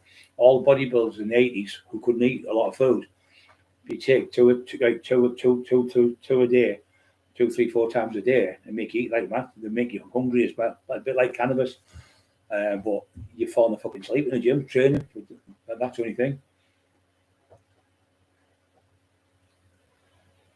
Yeah. So just always about money. Like I say, people have had millions of pounds. They've just took. I know lads who drug dealers who've killed themselves, couldn't go in it anymore. Have you watched any of these school boxing fights? And versus Aguilera? Yeah, I used to watch them all as a kid. I watched them all, mate. Sugar Ray Leonard and fucking Sugar Ray Leonard was the best boxer out of all them. Tommy Hearns was a great boxer, but he had no chin. As soon as he got hit on the chin, he was like fucking Bambi on ice. Brilliant boxer, no chin. Hagler was a great boxer, but really good boxer. He beat Alan Minter. They all threw tins of beer at him. Alan Minter in the ring at Wembley. I remember he got fucking battered. Really got battered. But he said no mass, hands of stone. He went Sugar Ray Leonard fucking destroyed him. He was punching him. He was a bit like Mayweather type of boxer, and he just punched him all over. And he went no mass, no more. And he was one of the best boxers on the planet. For me, him and Mayweather the best 2 boxers of all time. But for being to hit, being elusive, the most elusive. And I'm supposed to do a duel. There was me, and was in Birmingham. I was Steve French. Who else was going? Big Joe Egan, Norman Buckland, myself, Emma, and there was another boxer, I can't remember his name now. Oh yeah, Floyd Mayweather Senior. We were going there. We were going to get paid like for the night, for the weekend. It was the weekend. There's quite a few of the gangsters going, villains and that. But we were going to go, but it got called up because of the bloody COVID. See them? No. Watch. Look at him. They're in the kitchen like what? Like two babies that do our baby. He's babysitting him, isn't he? Eli's babysitting. No, but Eli's babysitting him, isn't he? Yeah, babysitting the wolf. The wolf's monstrous to women. He loves him. Yeah, put him right in the corner waiting. If anybody comes to the door, he'll go mental. That's why I'm looking out for this. Mark Emerson, reasons I did watch the Eddie Stubbard series. Yeah, the Eddie Stubbard thing was quite good. I like that, but yeah, there was a couple of dickheads on there, wasn't there, Mark? No, lorry driver ones. I remember there was a couple of fucking idiots ones, but you always get them, don't you? Like clowns. Yeah, it's hard. Listen to me, believe me, it's fucking hard work being a fucking lorry driver. So you get all the stick of people like me. You fucking nightmare. And the lorries always get the blame for everything, even though it is their fucking fault. You can't with that. The nightmares on the A19. Fucking, you've been on there, Martin, broke down. Remember you before the fucking widened it. You get on there, you've been there 5 hours because the lorry driver would have to bring another lorry, massive lorry, to pull that lorry off to get it on the back of another lorry. Fucking hell. You sat there, I remember once, it was terrible. I never seen the crash, but I seen all it was misconstrued. The vehicles all spoke, 8 vehicles smashed up, 3 people got killed, 1 got beheaded, decapitated on a motorbike. So 7 years ago on the A19, I was coming from Hartlepool. I thought, what the fuck? When you had to pull in on, there's a little part near Billingham. Just after Billingham, and I pulled in there, went in the park, and I went to there was a copper there. Because it was cops asked, can I go for a wee? I know you're not supposed to. Yeah, of course you can. He said, obviously with the crash. And I went in the bushes, had a wee, he was all right. But I asked him, I said, what's happening? He said, oh, there's 3 people being killed. He said, it's really bad. We was going to take us all day to get this. I said, is there any way other way around? He went, no. No matter where you go, it's just jam-packed and like bumper to bumper. About 5 hours, I think it was before we cleared it. Terrible. A19 is one of the worst roads I think on me. Hang my dog at Stroll 101. Nobody's three minded. What did he so bad? Yeah, they've got their own lorries. It costs a fucking fortune, don't they? To move the stuff. Hangman's okay, he's always alright, Hangman. He's a good lad, Hangman. Proper good lad. Clever lad, him. Really intelligent. Me and him were talking for a couple of hours the other week. Really good lad he is. You know, everyone else is good on here now. They're all good people. Peace at the lifeboat. There's no bullshit on here. I've noticed people just tell the truth. I don't know that. But if somebody asks me a question, I know, I'll tell you. I'll fight tooth and nail if I know it. And I know for a fact I know it. But if I don't, I'll go, no, I don't know. You know, if I don't know it, I don't know. Hagler was top fighter, left-handed. Yeah, he was really good, but Sugar Ray Leonard was the better fighter. Definitely, he was for the 4 kings, I think they were called. It was the 4 kings with them, and there's the 4 kings with them. It was, you know, the Muhammad Ali and stuff and that. There were the king of kings or something, but there was 4 top boxers then, 4 or 5 top boxers, but Sugar Ray Leonard was the best. He was a good looking lad like Mayweather. You could never fucking catch him. He was that good. Really, really impressive boxer with feet. He had everything you could wish for. One of the best boxers of all time. Technician, brilliant power, everything he had a lot. Yeah, they were what you call proper boxers then. Only small, you know, only tiny, 5'7" or something, 5'5", 5'6", and fucking 8 stone or something, 9 stone. Not big, but technically brilliant at that weight. Seen the truck turn nearly T-Bay road covered bottles of whiskey. Fucking hell. Got it if you were fucking Algarve in that road. Remember the old film years ago when the whiskey galore in Scotland where there was a crash on the beach. I think when the ships were hit a rock or something, and it's about 1 million bottles of whiskey and they hid it in there. There's no black and white film. They made a new version. It was all about whiskey and they had it all hid. They had another version where it was about the Germans, and there was loads of I can see his face, I can't think his name now. What's he called? with black hair, moustache, I can't remember his name. He'll come to me, he was top actor, he was it, and he had to hide all the wine. Brilliant for him, he was in that one. Was he in? The one with the train. You remember the train one with the old Blue Eyes was on it? He was in that, the train one, where they had to get away from the Germans on the train. They were dressed up as Germans officers. And at the end, he gets shot, run down the track. That's fucking brilliant, that film. Absolutely brilliant. Somebody in the cop was pulling, have you been drinking? Fucking whiskey all over the fucking road. Have you been drinking?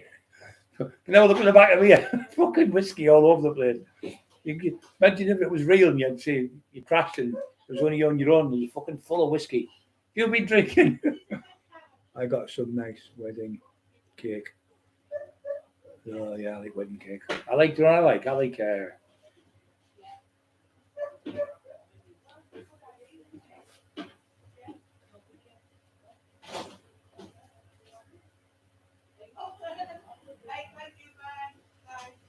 police all over, but there was loads of damage. So they're limited how much a person can comment. Man did. And man, wow. Autistic man, are you autistic man? You alright, son? Good lad, autistic man. You're a brilliant lad. Yeah, just there's some ladies in there still. Don't forget to push the like buttons, everyone. Crash into the wall pissed. I had a driver crash into the wall pissed. No Tesco deliveries. Oh yeah. I thought the delivery bags. Was it in delivery? Fucking hell. What is it just in All piled upstairs. all piled up the stairs? We'll throw the tins at Peter when they go back. Mickey Duff, yeah, the rock little big man. Mickey Duff, yeah, I didn't like him, you know. I never liked Mickey Duff. Did not like him. I think he was a fucking weirdo, proper weirdo, like the fake off. But he's supposed to be doing a book with him. Imagine him and him getting together. Fucking hell. Do you like my dress? If you got, would you like to wear my dress tonight? Fucking hell. Von Ryan's Express. Von Ryan it is, not Bon. Von Ryan's Express. Peter, you're right. Fucking brilliant for them. Absolutely. I must have seen it 100 times. The bag to give you in look. Oh yeah. So everything's separate. Fucking that's a nice pink bag. But everything's separate, so it's like I'm free. I'm free. Remember that? The fucking class, wasn't it? What was it called? Thingy where you serve. What was it called? Mr. Emery's and that was in it. It was funny that. On the Sunday, she was off at she was really bodying it when she was young. It was a EastEnders Mark, fabulous man. She was in it. It was funny. That Mr. Slocum was funny, really funny. It was like innuendos where it was like could mean two different things. Where you can't do that now. You'll be happy to know. Sure. Last thing I'm going to interrupt you about. Yeah. Is what you're happy. Are you going to be really happy? No. Right, I got them. Right, and I got this because it's the start of a new day, and I'm back on the backy. Yeah. She's down to 600 fucking. No, because hopefully it'll make me stop. She said to me, I'm cutting down on them rollies. She said, I'm down to 300 a day. I said, fucking hell. That woman, she said, I'm going to cut down now when I start smoking. I'm just going to have one after every meal. I said, oh yeah. She said, but I'm down to 52 meals a day now. 50 fucking 2 meals a day. Yeah. But it does. It's fucking. He's just a fucking crank, mate. Everything he writes is shite. And he's another one. He's down in all, isn't he, Mickey Duff? I'm sure he died, didn't he? Yeah. They're all weirdos. He writes books. But who would anyone in the right mind want to buy a book off that fucking weirdo and written by a weirdo as well? He only seems to get the weirdos, doesn't he? He can't even type. He's the biggest fucking bullshitter on the planet. Someone should get him on a live, no podcast. Oh, then let's see you type.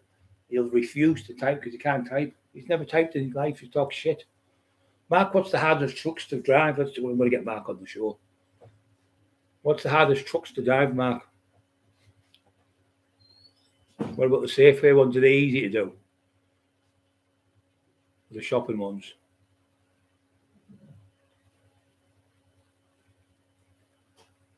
I've seen quite a few where they're like in Australia, they're fucking huge, and there's like five trucks or something, like 4 or 5 things together on one. There's one pulling it. There's like 3 or 4. The fucking roads are massive, and in Australia, fucking kangaroos all over, getting battered.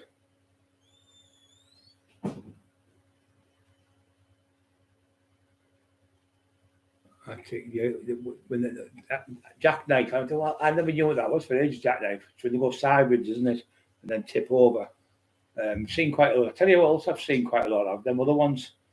There's other ones where they get them off the road. I can't remember what they're called, where they pull people off the road, and they're like, there's a couple of women in it, like in England, and they'll like get men off the road, and there's like a couple of young lads and that. Like there's a one with the dustbin. Men got stuck, and they pulled him off the road with the dustbin. So he couldn't with a dustbin, fucking hundreds of tons of fucking weight, and drove on a big grass bed. I thought, you stupid cunt, you're going to sink in the fucking ground. You're spinning around like you moron. What you've got to do is, what we used to do, Mark Emerson, we worked on the beach. So when we used to get on the beach to get the traction right, because it was a nightmare, sometimes you'd see loads of lorries would fall asleep because you had to keep awake for 5 or 6 hours. We went to see where the coal was going to land, and you'd have to rake it and stuff. So some people just fall asleep, and then you'd see them, like, they'll fucking water's right up to the windows, nearly fucking drowned. A few have died in the lorries, fell asleep in the lorries and never woke back up. Yeah, you've been saved. Yeah, it was that. Yes, so these other ones that were on helping people. There was one that was a big freeze on when Scotland went all the way to Scotland to help someone, pull them off the road. It must cost some money, them ones. So them like big fucking things that go in and lift up like that and pull them off like a big jacket looks like, and you have them off in minutes.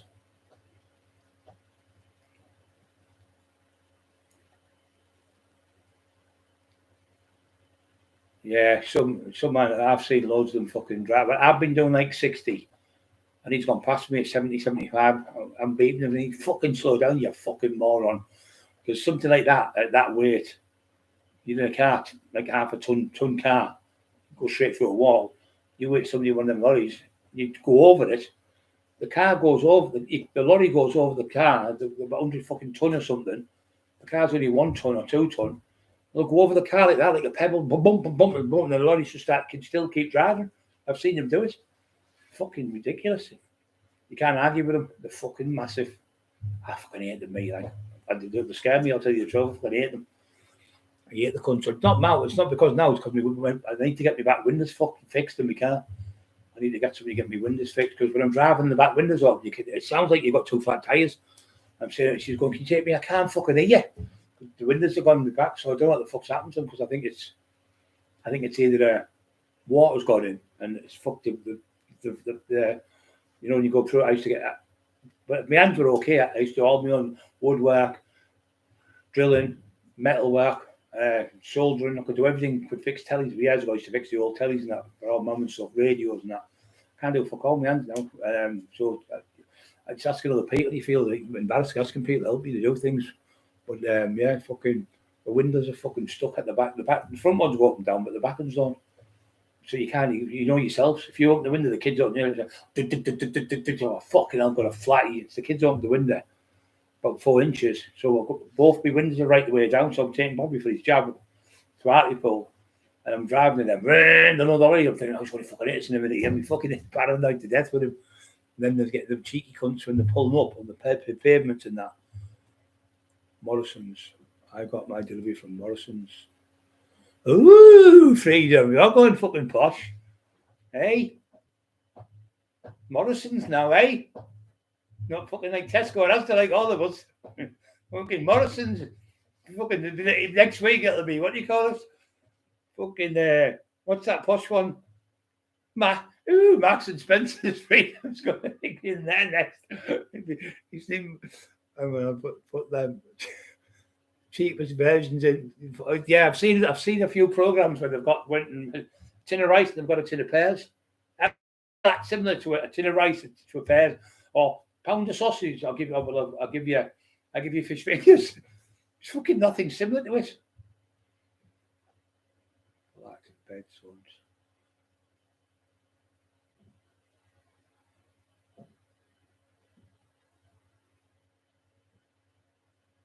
Some rear steer trailer to make to drive. Them ones they're the biggest ones in the world, aren't they? The Australian ones. They're fucking huge. And the trains. The length of the train. I tell you what else is massive. Them ones in Canada. Them trains. Fucking hell. They're going forever. There's ones where they're like frozen, where they're on the frozen in Alaska and places. Alaska what? Alaska what? It's called Juneau. That's the capital of Alaska, Juneau. Juneau what? Do you know what?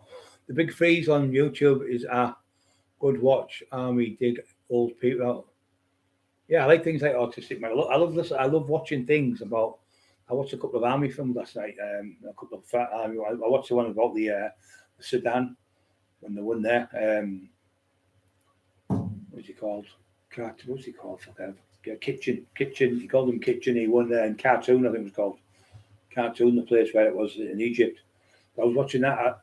Like the richest people and that, and the richest person ever was Mrbloombso, and he was from Mali, which is like Africa, and his country, right? The gold, you know yourself. That's why they've got fuck all, and the richest country in the world when it comes to diamonds and jewels and that. There was always the fucking people from England and people from America and people from other countries go and rob them because they don't know what's what. They're not fucking daft now, like they're getting cleverer, but there would have been like fucking coups where they've got in, took countries over because the diamonds or because of the blood diamonds and stuff, and they're all true stories and films. The Sudan one, the Mrbloombso, it's called Black King. 24 countries he conquered. He was the only person that never got beaten in a war or ever got beaten in a battle, and he's made this money out of gold. 22.9 trillion pounds, not billion, trillions. 29.2 trillion. Fucking hell, that's just fucking ridiculous, isn't it?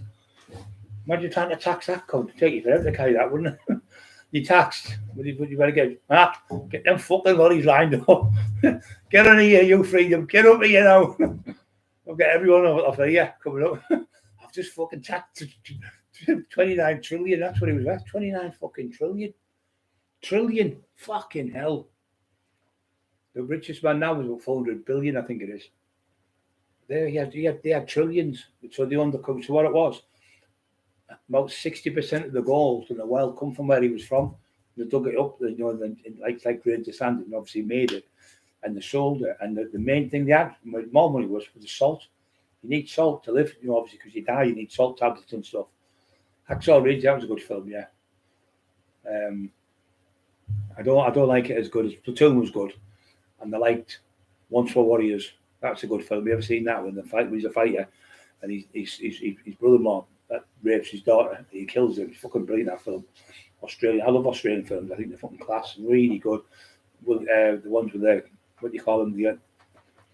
The fucking, what was it called? Fucking hell. Like Billy the Kid, but over in Australia version. Can't use his fucking name now. He was good. Fucking true. That was a true film as well. And they took on half the fucking. There's another one about them where they take the cops on. There's about 5 or 6 brothers that have a massive wall with the cops over there. That was a great film. I can't remember the name of it. They're all gangsters and they take them on. Fucking road trains, Brian. Is that what they're called? Road trains, right? Give me all your money. I used to look after the beer business 30 odd years ago, about 25 years ago, and they used to get mugged, used to get robbed. They pull them over, fucking shotgun straight on them like that, and take all the beer off them. So what they used to get, they used to have lorries like the Safeway lorries, Morrison's lorries, them type. So they were naughty people. I can't mention other way because they were fucking really naughty people. And I did the North East for them, and I did up to Manchester, went to the Manchester lads. I went down there. I got 100 grand back for them, and they gave me 20 grand for getting it back. And they were getting it from abroad in a certain country, off an MP from there, and they were working with an MP from this country, and he would go fly over get 500 chitties for 500 lorries, and they'd be stamped, they'd been to Belgium, both. So all the beer in there. If you get the beer off if you sell the beer, you get the beer because you need the contract. We had the warehouses for it to be, and I used to do this. I used to make sure they never got robbed and stuff. I was in with all that from Manchester, all the big massive firms, and I was in with all the lorry firms and all the lorry drivers right across the country where I could go. Don't come to Manchester, lads, don't come up. And the cops come and they owed £3 million with the beer, so they tried to take the fucking beer till the cops come, and the SES were up there. The SES were out watching us. They come in a helicopter. And because I was down as an armed robber and that, they followed us. He owed £36,000 he had to pay. He owed them £3 million. But the bill was, when you have a mortgage and you make £1 million, but you owe 30 grand, you have to pay that off. You don't pay it, you get your house took off you. That's what they were going to do. So the cops couldn't do fuck all because I said, well, you're not getting the recovery truck. You're not getting that fucker. Took the key off him. You're not getting the forklift truck to pick it up. You have to get your own stuff. So they phoned somebody from Manchester and he come. And I was in like the Salford lads. I said, can you have a word with this kid? He's from Salford. He's in the clever coach. He went, you know I am, blah, blah, blah. I told him his name. Well, I'm coming. I'm fucking, fuck the money. He said, and he went. And then I phoned a firm from Hull, a firm from Sunderland, a firm from different Newcastle. So they couldn't get the beer from the unit. And he came on the weekend. I think it was a Friday night, Saturday. We had to stay in the warehouse for 2 days. And we had Saturday we had to go over the money. But the fucking SES units was there. They helped the not North Yorkshire. It was in Betrayal, Betrayal Caravan Park, where they have the caravans used to do. They had a massive place. It was as big as like one of the big massive Tesco's. £3 million with the beer. It was all legal, but they were selling it abroad. And because the cops pulled them over, the chitty, and it was stamped from the government from Belgium, and then the one down London would take the stuff in. I can't really call them. Mark, what they call the people of the roads, what they call them blokes of the, what's the name of them, ones who, the industry for roads, I can't remember the fucking name of it. That MP, whatever they do. I can't remember the name of the fucking thing. You've got somebody who does the treasury thing, and somebody that does the lorries and that, so I can't remember the name, what it's called, for the lorries, for the MP who does it, whatever. I'm not mentioning his name, but I can't remember what it's called, Ministry of Defence, and you've got Ministry of Travelling or whatever the fuck it's called. I don't know the thing. They were involved, but I got told, but I got the money back. There was 100 grand went missing. I got the 100 grand back, and I got them all back on the even keel when they all started working again. But they couldn't do nothing because the chitties were over there and they wouldn't give them any more money because they wouldn't pay for that. What they've done is they've sent these stuff over in one of them big, Mark knows what I'm talking about, them big containers that are massive on the docks. And on them docks, I've been involved with a few where they've been getting cigarettes and that up from China in settees and stuff. And beyond that, I knew people who owned the dock. So they would bring the containers in for us for a shipment of, like, say, furniture from China, but in that settee and that, there'd be hundreds of thousands, million pounds or something. And I used to get paid for these people who were fucking multi-millionaires and made sure they never got taxed or robbed, and that was my job for them. So I started doing all that type of stuff, protecting people. There was more money in it, and there was no deal for me because I was just the security for it. So I'd just say, I work for these, I'm security. I don't know what they're doing. And they would never mention me, but no, not caught. But yeah, this, like I say, these fucking lads try to be clever, and what they've done is they got them in. They ordered a Safeway lorry full to the brim with beers, £125,000. That's how much you can fit in 125 grand. But if you sell that to around the shops, you make 2.5 grand profit. But if it goes abroad, you make something like 50 grand profit. The money's unbelievable off it. And some of them lorries were going out a day and they were going like making £2 and £3 million a day. It was fucking ridiculous. It was just straight out and in and out all day long. And they couldn't get it done because they had all the chitties and stuff. That's where they made the big money, massive money. But it was the Sikh people who run the beer in this country because they don't drink. And the lads who invented the Alcopop once, another firm come in and invented another Alcopop where they were 25 pence cheaper. And I used to sell them. But what they did, the lad from Middlesbrough ordered 125 grand of the stuff. And he said he got taxed. He didn't. I was on them in seconds. I went down the place, walked around, and I knew I'd been fucking, I could tell he'd been through his life. Anyway, I fucking grabbed him. And I looked at him and he said, this happened and that happened. I thought, they wouldn't just come and do it in a way where they wouldn't have another lorry and they would put it in this. They do it, talked all the shit. So I just grabbed him in the back of the lorry, fucking put something down his throat, threatened to fucking blast the cunt. He started pissing himself. And I'll tell you what, it was Mark who got me to do it. It was him just told grass there. He couldn't have anyway, fucking, not you, Mark, another Mark. And what they'd done is they'd sold it for 65. They sold the lorry for 65 grand and got these lads to rob them. But I went and got the lads and we kidnapped the lads in the end and put them in the car somewhere, took them somewhere and found out he was in on the main one, Mark from Teesside. So he had to trade £100,000 back for the lorry we're missing the beer. So they sold it for these people. It was all vodka in it, just a full lorry full of vodka. And they were doing that all over, but they were doing it, some people were doing it where they were making their own vodka. And in Sunderland, about 10 people, shut up! About 10 people died in Sunderland, and it was in the North East News. Please don't drink this vodka. And I had to go and get rid of the cunt, tip her away, tip her in the fucking out of the way. Because these kids who died of the cunt, it wasn't out to do with me. But you could tell the difference what was in that game. It was like days we were doing the alcohol, so it freezes, it's water, but it doesn't freeze. Alcohol doesn't freeze in the fridge, in the freezer. So that's how we knew. So we put 30 bottles in. Out the 30 bottles, there was only two. It was like that much in one bottle. And then you went like that, and it was just all ice. But the alcohol would come out. So out of the 30 bottles, I can't remember, made about 10, maybe 10 bottles out of 30. The rest was all water, and there was that much vodka in. And the rest was water to fill them up.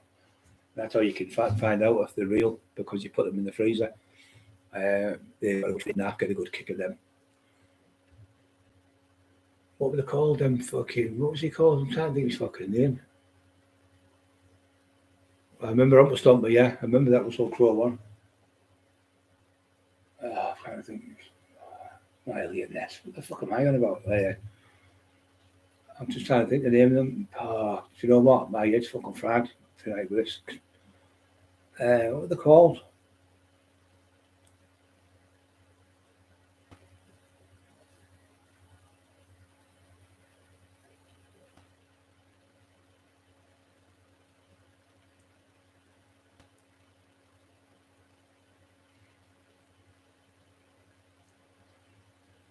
I can see them doing the robberies. It was in the old days. Can't remember his fucking name now. I think he did the part who died.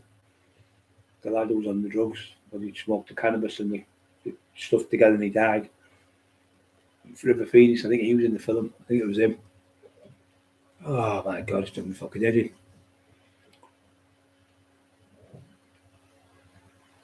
They were Irish fucking Australia. Right, they went to Australia, but they were Irish. Ned Kelly, that was it. Ned Kelly. I couldn't get the fucking name out there. Ned Kelly. That's a great film. There's two, three versions. And there's another one. Do you remember him out of One True Warriors? I've just been telling you, he's in it. And he's doing a runner, and there's a black lad in it who's a tracker. I think it's called Tracker, and they track him down. Fucking brilliant film, that. Really good. Really good. And then there's another one called Australia. It's just called Australia. Watch that one. It's brilliant. It's about the old days, about the like when they get the buffaloes and all that stuff. Fucking brilliant. Fucking hell, Brian, yeah.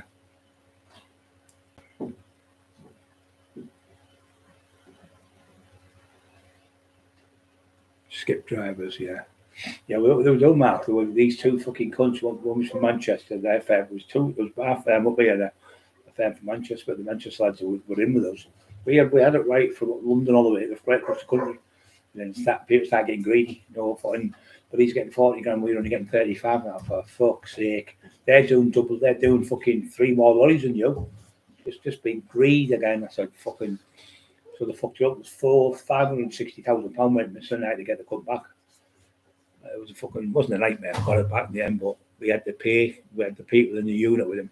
And every time he sold it, he would come off the people who ripped him.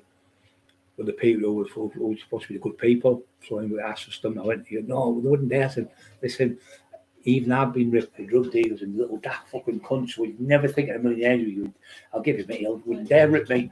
Next week you've been robbed. And you'd speak the little scumbag, and then the big lad who could fight, a lunatic with a shotgun or something, they don't rob you. It's these little scumbags that rip you off.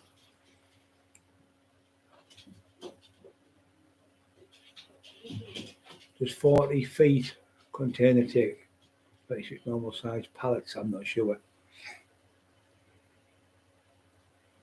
I don't know. All these were in Safeway lorries.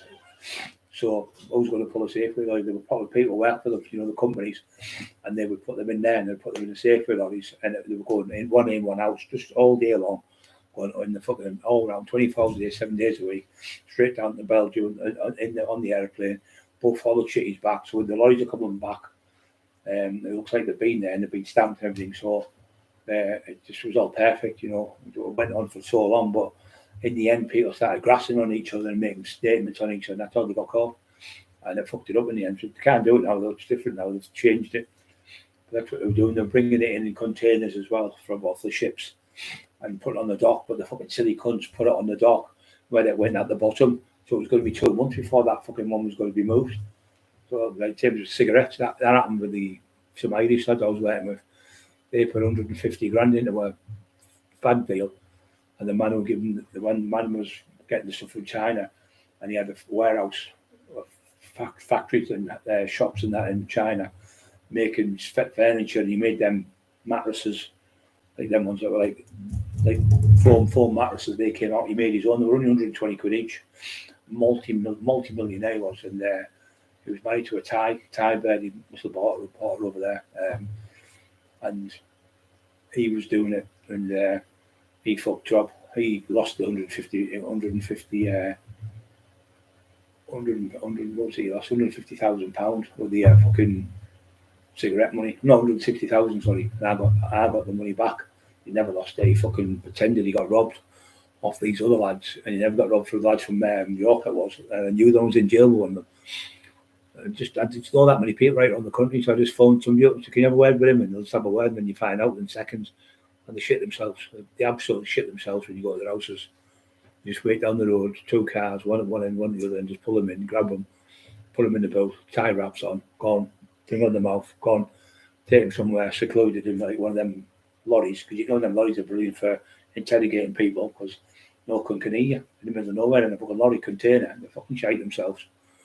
But like they say, they think the fucking big 10 men and all that, and when you get hold of them, face to face at fucking 2 o'clock in the morning, pitch black and fucking all bellied up and stuff, they shit themselves. They soon tell you where the fucking money is. They blame every cunt. You've got to get it right, see with them type of things. You can't go knock on the door and he knows, so you've got to get it right. You've got to get the right people at the right time. So what we've done, we decided what we'll do is make them work off. So they had a massive unit right up there in the northeast, going towards Scotland. And it was massive, £3 million it held with alcohol. And he was on the phone to every fucking retail. A few times they got ripped, like say, 5 the little corner shops, like with Indian Pakistani lads would get it. Corner shops and then buying 5 grand worth, but they'd be like, would cost them 8 grand or something in the shops, or 7 grand in the shops, so they'd save 2 grand. So they were doing that and saving like 8 to 10 grand a month from the corner shops. So some of them were bumping them for like 6 and 7 grand, and I would go around and do that job. Our Bob used to come in a few times, mainly in Billingham, Martlepool, Stockton, around this area, Leeds, a few of them down there, 30 grand. But what it is when you're going for someone and it's a debt they actually own, well, did you get the fucking beer? Did you sell the beer? If you got the alcohol, give me the alcohol back then. Well, you give me that, or I'm going to take 2 cars off you now, and you fucking motorbike, your fucking boat, whatever they've got in the garden. You soon find the fucking money, because that's worth, say, 150 grand. They only owe you 6. Well, I'll take that 30 grand car off you then. Well, I'll get such and such. I'll tell you what to do. Then phone him. Phone who you want to get. Cheeky cunt.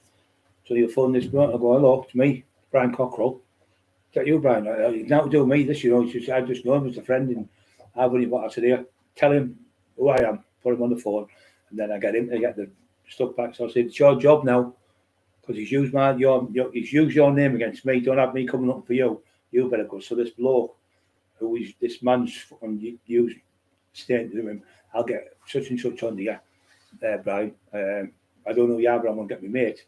And then I've known the mate from jail, but I've obviously, they know who I am. And I phoned them, I said, look, I need you to get this sorted now, because I'm not going to get it, because obviously I'm like being at his house and everything. So, well, leave it with me and I'll get it. And then I've given them a drink for doing it, you know. But when they use someone else, I love it, because there's no one ever fucking bothers me. Never, ever. No matter which town I went to, I'd phone them up and say, if you want to go with me, I'll meet you anywhere you want. And I used to do my business like that, but never went to the houses where there was kids and stuff. Just like no warehouses and stuff where they were in places, which would be brilliant, because they're always off track, most of these places. Rollerball. I remember rollerball.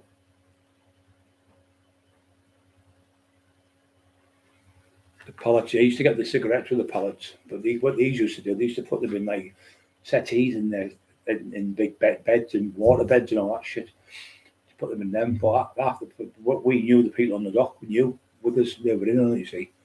So we'd give them a drink, and they would give us. We'd just fucking. I'd say, can we get that one fucking out before them? And you say, yeah. And you get that out, and it'd be gone, and then they shuffle them round like a pack of cards and pull that lorry. They'd have to have a couple of lorries, pull that one out and pull the other one back in and put it in like a big crane. It was to pick it up like that and move the big boxes. What you get, I can't remember call them now. People use them, don't they, for like bunkers and stuff. One them big massive ones. You see metal containers, them ones where you go. You see them going to like Australia, fucking hundreds of them on the back of or 1,000 of them on the back of a ship. Them type of containers, them full of. You get the big pit there without never do people, but a lot of people were doing smuggling people in them. Like loads of people have died through that. It's not my fucking game, that. But the thing is, the cops didn't know now then. Cops have got everything now. They've got all the best tracking devices. I mean, you can't get away with things like you could years ago. Get away with all sorts of things. Even like that when you're talking on these. It's all alleged though. Death Race 2000. Yeah, I like that. I like that was a good film. That other one. Yeah, there's one for Warriors, and there's another one after it. There was the number 2. Where he comes round, he tries to help his son. It's really good. He's a bare knuckle fighter, and he's Jake the Snake. They call him Jake the Snake, and every country scared of him. A bit like Peter Rose build, same type of fight as Peter Rose, man, mate, from Eston. He looks like Peter Rose, same type of build, same everything they're doing about him. Game as fuck. Like a tartan shirt he used to wear, Peter, like a lumberjack shirt. And this bloke does it. He's a proper benefit, like a Maori, the Maori people. He's like one of them people. He's a top actor. He's in all sorts of top films.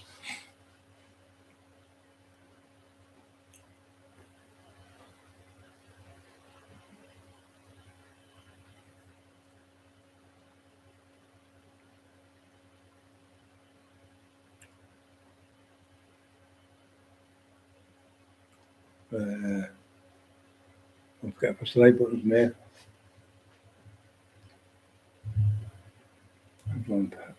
The likes buttons, mate. Yeah. 9 on the mark. Okay. No. Bit better mark.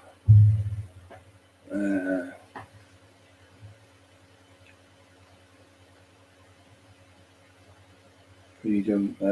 Yeah, the curtain one can take 26, ain't it? Alright. Okay then. No worries, I'm going to order containers don't have.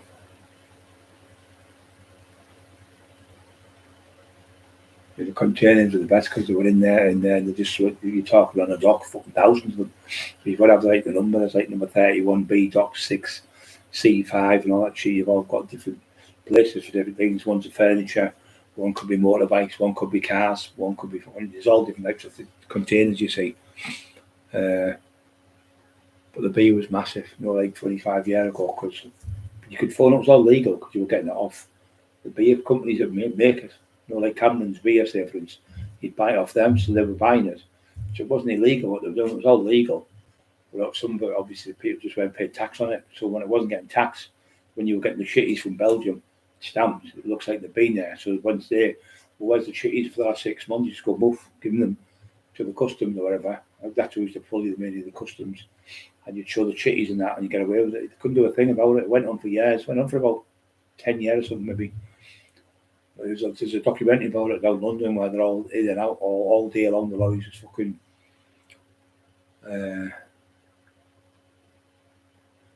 do it near warehouses.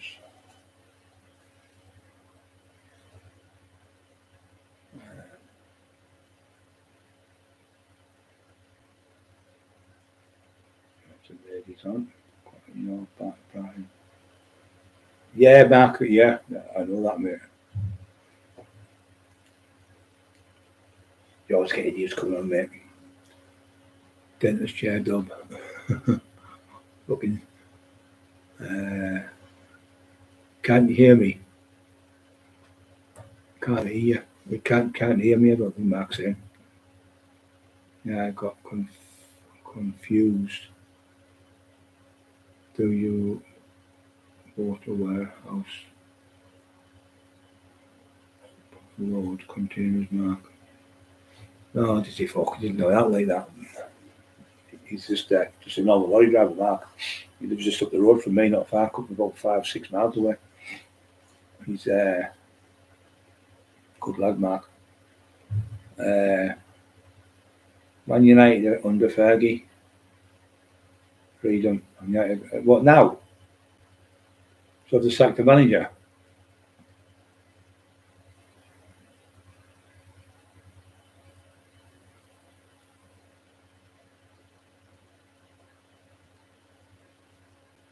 Yeah, I can't see that.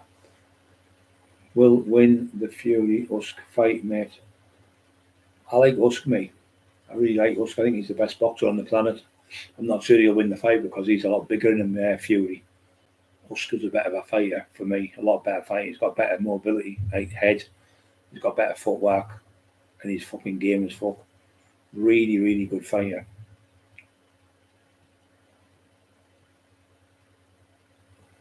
Ooh. Yeah, I've heard about that when people they've gone out in the kids' pinch one before, fucking like Water Valley or something, somewhere like a spider, and they had to go on all the buses and everything, all the fucking school buses, to let the animals out. We were on the buses as kids. We had to fucking go through all the buses and everything for something. I don't know, it was just a tarantula or something. The store. Pinching about tarantulas, fucking mad. I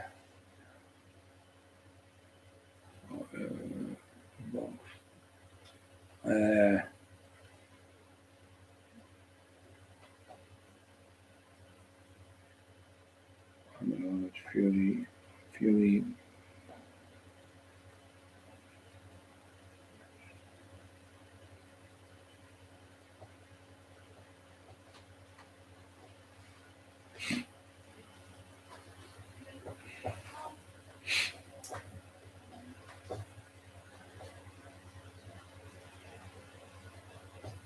Mexican cartel made, yeah.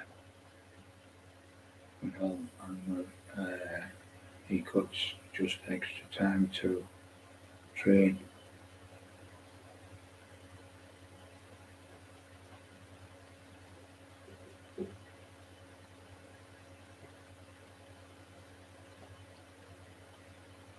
Yeah, I think he's a good. I think Oscar's a better boxer than Fury. Much better boxer, but Fury's that big. He's got that much body weight. He's about 20 stone, 19 stone in the ring. So we think the other one's nowhere near that. So all you've got to do is use your body weight and lean on him. But Oscar's a miles better boxer, technical boxer. But it's not always all go down to that. It's also sometimes you can use your fighting skills or use your boxing skills. You can use both. I've seen Fury go down by quite a few times, with a dig off people. In the old days, off that Thompson, he was only 13 stone 10 when he knocked him down twice. He got banned for taking the steroids. And the second fight, he knocked him down again. So he tried to come out with Fury saying that he was running up in Scotland and he had a deer, and the steroids were in a deer. Bullshit. It was fucking steroids he was taking because I can tell what you're taking by just taking blood. I can tell you're on growth hormone as well now. I can test for it. So he's trying to say, and then he was saying Nigel Benson, oh yeah, was it a chicken or something? Oh, he was eating eggs, sorry, and then some must have had steroids. But you're talking thousands of milligrams in your system, where you're only supposed to have like 250, 300 or something, and they've got like through the roof. Then they got banned for it, didn't they? So yeah, United were really under Ferguson. Best manager ever. Just I think football managers are like generals, like generals, like Napoleon. It's the same type of thing in it. Where you've got to play the right tactics. Same as Julius Caesar and people like that, and fucking Genghis Khan and the tactician down there. That's what they've got to do. They've got to play the right things. I tell you what, Man United have been really good since that. Have you seen that? I think it's ridiculous. £20 million for the Dan Ashwood, as they call it. 10-20 million pound for a fucking bloke to be the chairman of the club. Fucking ridiculous.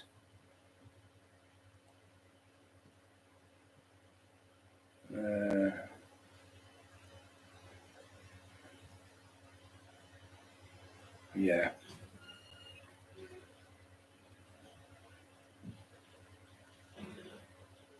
Yeah.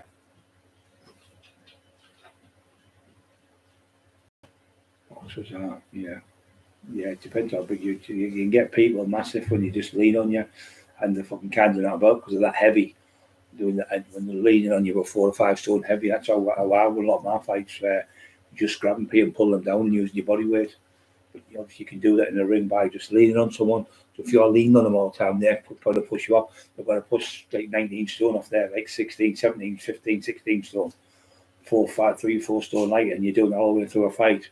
And you just keep mauling them type of thing and tying them out, and then you catch them with the punches at the end. But yeah, he's a really good boxer still.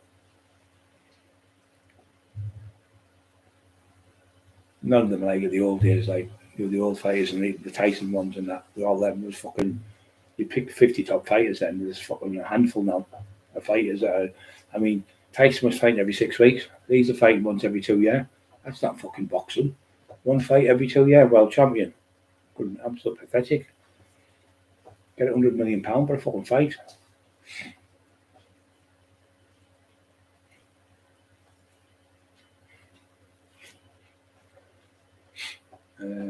Tropical diseases.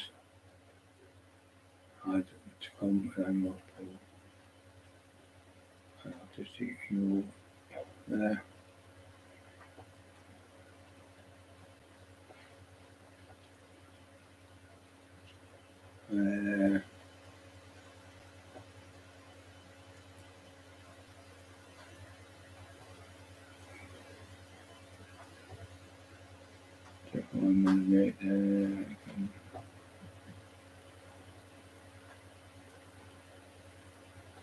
Now we can hear you loud and clear.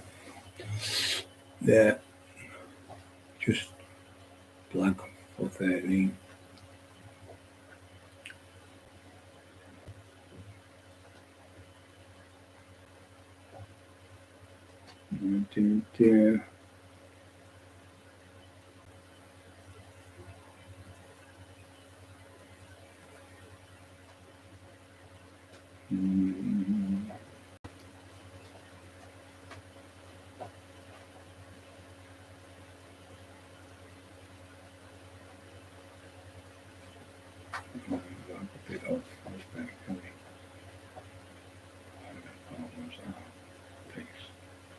He didn't lost.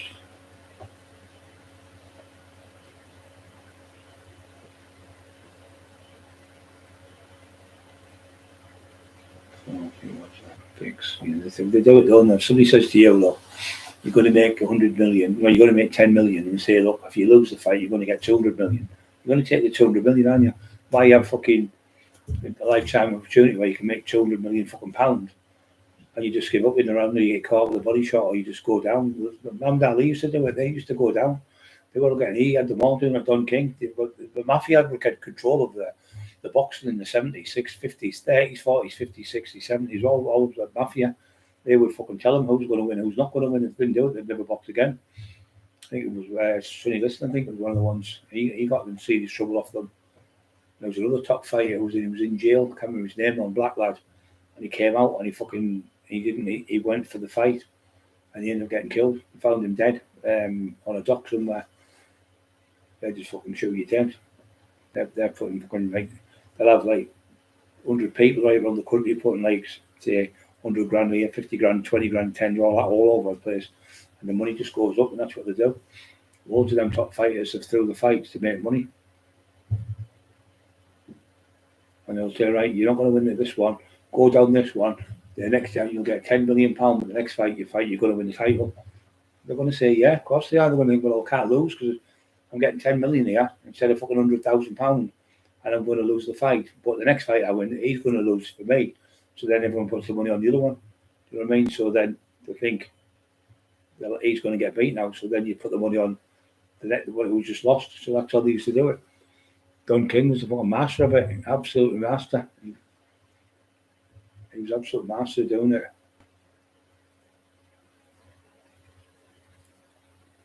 You can't fucking make me dinner either. Yeah, he's a cunt, that bull terrier. Every cunt comes to the door. As soon as somebody's at the door, he's at the back. And that was him with the lorry. The lorry coming out, but it was like fucking a van or something. I thought, what's chatting about Tesco? I'm not going to fucking Tesco this time of night. I didn't realise she'd ordered the food. You've trained him well. The English bull, game over. When you get your fucking negatives, they don't like. She had him today. He took a walk. He's like that. Got his jaw locked on, proper locked jaw, and he's got his head like that, and his feet underneath the bed, and pulling that and pushing with his paws out on the bed, pulling her off the bed with full weight of her. He was pulling her off the bed, and the whole fucking bed was moving. I was at the top of the bed, and the bed was rattling with him pulling it, doing that, pulling it. Would he fuck let go of it? Tug of war. Yeah, Rocky Marciano, by absolute brilliant. Yeah, Rocky was 50 fights, 50 wins, never lost. And he was going to his birthday. I think it was Rocky Mountains, I think he was going to. And on the way to the birthday, the airplane crashed and he died. He had the title 50, and Mike Tyson could have won the title 51 fights and lost 51 fights when he fought Spinks. And Spinks just gave up. He hit Spinks with a body shot, and Spinks just went down the fucking in the round. I thought, you fucking never even tried to fight. And Spinks had 50 wins out of 50. Michael Spinks, I think, and he got beaten in the fight. He only hit him with a body shot, and he just gave up. He was fucking shit scared. When Tyson was coming in the ring, you could see the fear in his face. But Marciano, what he used to do, he used to go to the shoulders. He'd never stop throwing punches. 300 fucking punches in a round. You don't see anyone doing that now. And he'd go to the shoulders. He'd hit you all around the ear, so your arms were dead, and you'd punch in the shoulders, the arms, so your arms would drop down. So and later on the fight, I think he was called the Boston Blockbuster, I think he was called. Absolute brilliant film. Italian. I liked Morrison as well. He had a brilliant left hook. He was a really good left hook. He was fighting 20-odd-year-old blokes when he was 15-year-old, 16-year-old, pretending he was 18. He was only fucking 15. Fighting in the ring, fucking top fighters, destroying them with a left hook. Till he got on the crack and he was shagging loads of women, wasn't he? And good looking lad and that. He was just fucking going out off his head all the time. And when he died, he looked fucking terrible. I felt tears in my eyes for him. I felt terrible for him, from how good he was till he went demise through the crack and the drugs. But he got AIDS through it, didn't he? And fucking what they had to do was if they got a cut to stop the fight. But I don't think if they've got AIDS on that, I don't think you should box at all, mate, because if the blood goes into the crowd in somebody's eye or something, or some kids like somebody's in there. Like the referee's breaking up and they've got AIDS and they get caught and it goes in on the referee or something that could catch you, and they've got fucking AIDS in it. I don't think they should, to be quite honest, I'm not being disrespectful to anyone, I just don't think they should be fighting in the ring if they've got some type of disease like that, because other people's at risk. Like I say, if it goes in your eye, you're fucked, aren't you? Horrible disease, but yeah. Eli, racing lady, loves Eli. She absolutely loves him. How long have we done? Nearly 2 hours. Right, guys, I'm going to shoot. I'm going to get something to eat. I'm fucking starving. I don't know about you. Nearly 2 hours tonight. Just I might as well make it go to 2 hours. Racing lady, English Bull Terrier. Nightmares, good night, brother. Peter DeVox, good night. Freedom, good night. Peter DeVox, who's next? Red. Stop. Where's our I see. And my daughter, hope you're okay, son. I'll see you soon. Larry Holmes was close to his record. Yeah, Larry Holmes was brilliant. Larry Holmes, the reason why Larry Holmes was liked was because he fought Muhammad Ali, and Muhammad Ali was at the end of his days. So Muhammad Ali, he was beating Muhammad Ali. He was going, "Oh, referee, please stop the fight." And Muhammad Ali was getting battered. I think the fight where they had in Zaire, whatever the fuck it was called, and the other one, the Rumble in the Jungle, I think that's what gave him the brain. I think it was giving the brain damage, giving the Parkinson's disease, and definitely the one with Larry Holmes. And I think Larry Holmes was the champion for 10 years, and at the end of the day, it was because he beat Muhammad Ali. It ruined his reputation. But he had to fucking. You can only fight who's in front of you. But that Don King should never have put Muhammad Ali in that ring. It was fucking disgusting what they done to him there. That was him. That was still could make money, see, and they put him in with a man just superior to him, too big and strong for him. He was an old man. He was like late 40s. He had some money when he fought him, but you could see he wasn't right. He was struggling in the ring. It was one of the worst fights I've ever seen because it really upset me to see. He was going, "Oh, we stop it to the referee." He was nearly crying in the ring himself, and you could see it upset him. But that's why I think he was the champion. About 10 years, I think it was Joe Calzaghe. Yeah, because Joe Calzaghe's a great boxer, absolutely brilliant boxer. He was good as well. His dad was a great bloke. Well, the lad from the hardest fight Joe Calzaghe said he ever had was with Matty Joseph Turner. It was from me, Matty Joseph Turner trained like all the top fighters. He'd trained Joe Egan and people like that. So he trained Cornelius Carr from Middlesbrough. Cornelius Carr was beaten. No, sorry, I got mixed up. It wasn't Joe Calzaghe. It was Steve Collins. He fought, and he was fighting him in Wales. I got mixed up because he was fighting him in Wales. And at the end of the fight, he said he won the fight, Steve Collins, and Steve Collins said to Matty Turner, he said, "Your fighter got the better of me. The better man lost there." He said, "I thought he said I was that close to losing my house tonight," and that was that scumbag tinfoil tortured Matty Joseph Turner, and he also beat he beat Nigel Benn in the amateurs as an amateur, and he beat Nigel Benn and Eubanks. He beat both of them as an amateur. A boxer, really good middleweight boxer from Middlesbrough. And that scumbag come along and ripped Joe Marty off, who was a legend in our area. He looked after kids for 44 years. He was given a medal, like a medal that used to get off the Queen for outstanding services for his country, like a soldier. And he was given the medal, and not off the Queen, but it was off Parliament because obviously the COVID was on. And he went down and stayed at Parliament for the weekend, and they gave him a medal. He come back, and he was going to get the OBE. That's the next medal we're going to give him. Like, he'd have probably got it right now. The OBE. They said the next 2 or 3 years you're going to get awarded the OBE. He said the bloke down there that went there. That was his. Paul Marty when he did the book with him. I'd written the book. He said, "I never mentioned Lee Duffy in the book." He said, "When I was poorly, Brian," he said, he come to the hospital for me. And my son told me, he said, "Look, I think my dad's going to die." So tinfoil went straight down to fucking Rob Brenton's 3 Bailey Gate Pontefract, straight in, because it was from boys to champs. Because he had Peter O, Anthony O, Lee Duffy, all them top fighters all trained there, all became champions in that off them. Brilliant boxing coach. And he had the British team fighting in all different weights in Reykjavik and places like that. That's how good Marty was. So Marty was about the kids and that, what he done, help the children and how you can be good and stop getting bullied. Lee was getting bullied, he helped Lee Duffy and that. So anyway, he said, so Matt, that was like written by Matt and Joseph Turner from Boys to Champs. So that scumbag, the fake author, went straight down there. It was a Saturday afternoon. And he phoned me and said, "Oh, Marty's passed away." Bobby was upset and then was upset. So we went, we were in the house. So we got a phone call. The next day it was Marty. Maybe the day after, Monday might have been, sorry. And he said, "Oh, I'm all right." He said, "But you know what he's done? He's only went down and changed my book and put his name on my book, written by Jamie such and such, that scumbag little cunt." And he said he's left mine on and his on. He said, you know why he's done that? Because if I died, he'd be the sole owner of the book. I'm like, you fucking scumbag. And that's when everyone went, you fucking scumbag, doing that to a man. Because he was given his last rites 3 times. He was given his last rites by a priest. He was a Catholic. And his daughter said, I think my dad's going to pass away. But and then his son phoned me and said, he's only changed the book. And then he said he's alive.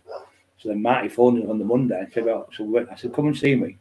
He come up with his Jeep and I went for the Toby Carberry around the corner where we live. We went for a meal in there, me and Bobby, Emma and Peter Robbo. And he said, he's fucking changed my name off my own book, stole my book. Imagine doing that. He was 77-year-old, 78-year-old, doing that to him after all them things he'd helped him with as well, with those stories about Lee and stuff he helped him with. But he put all stories about Lee Duffy and he said, I've never mentioned Lee, so he changed the book. He put his own, he calls it his own, what's it called, his own spin, I think he calls it. And he put all the stuff in about Lee Duffy. He never even mentioned Lee Duffy's name once. He said, because they didn't want Lee in it, because they didn't want to upset his family. So, yeah, right, guys, I'm going to shoot. But 48 likes on that's not bad, is it, tonight? Or 49, is it? 47? Right, I'll see you all soon, guys. Thanks for being on, every one of you. Andy Townsend as well, Peter DeVox, reading Peter, Timmy B. Hey, Timmy B, I never seen you at the bottom there, mate. Just seen you at the last minute. Mark Emerson, yeah, we've had a good laugh tonight. So, yeah, thanks very much for being on, guys. God bless you all, and I'll speak to you all soon. I can't put this thing off. Well, my dinner's done, I can hear a cooking it.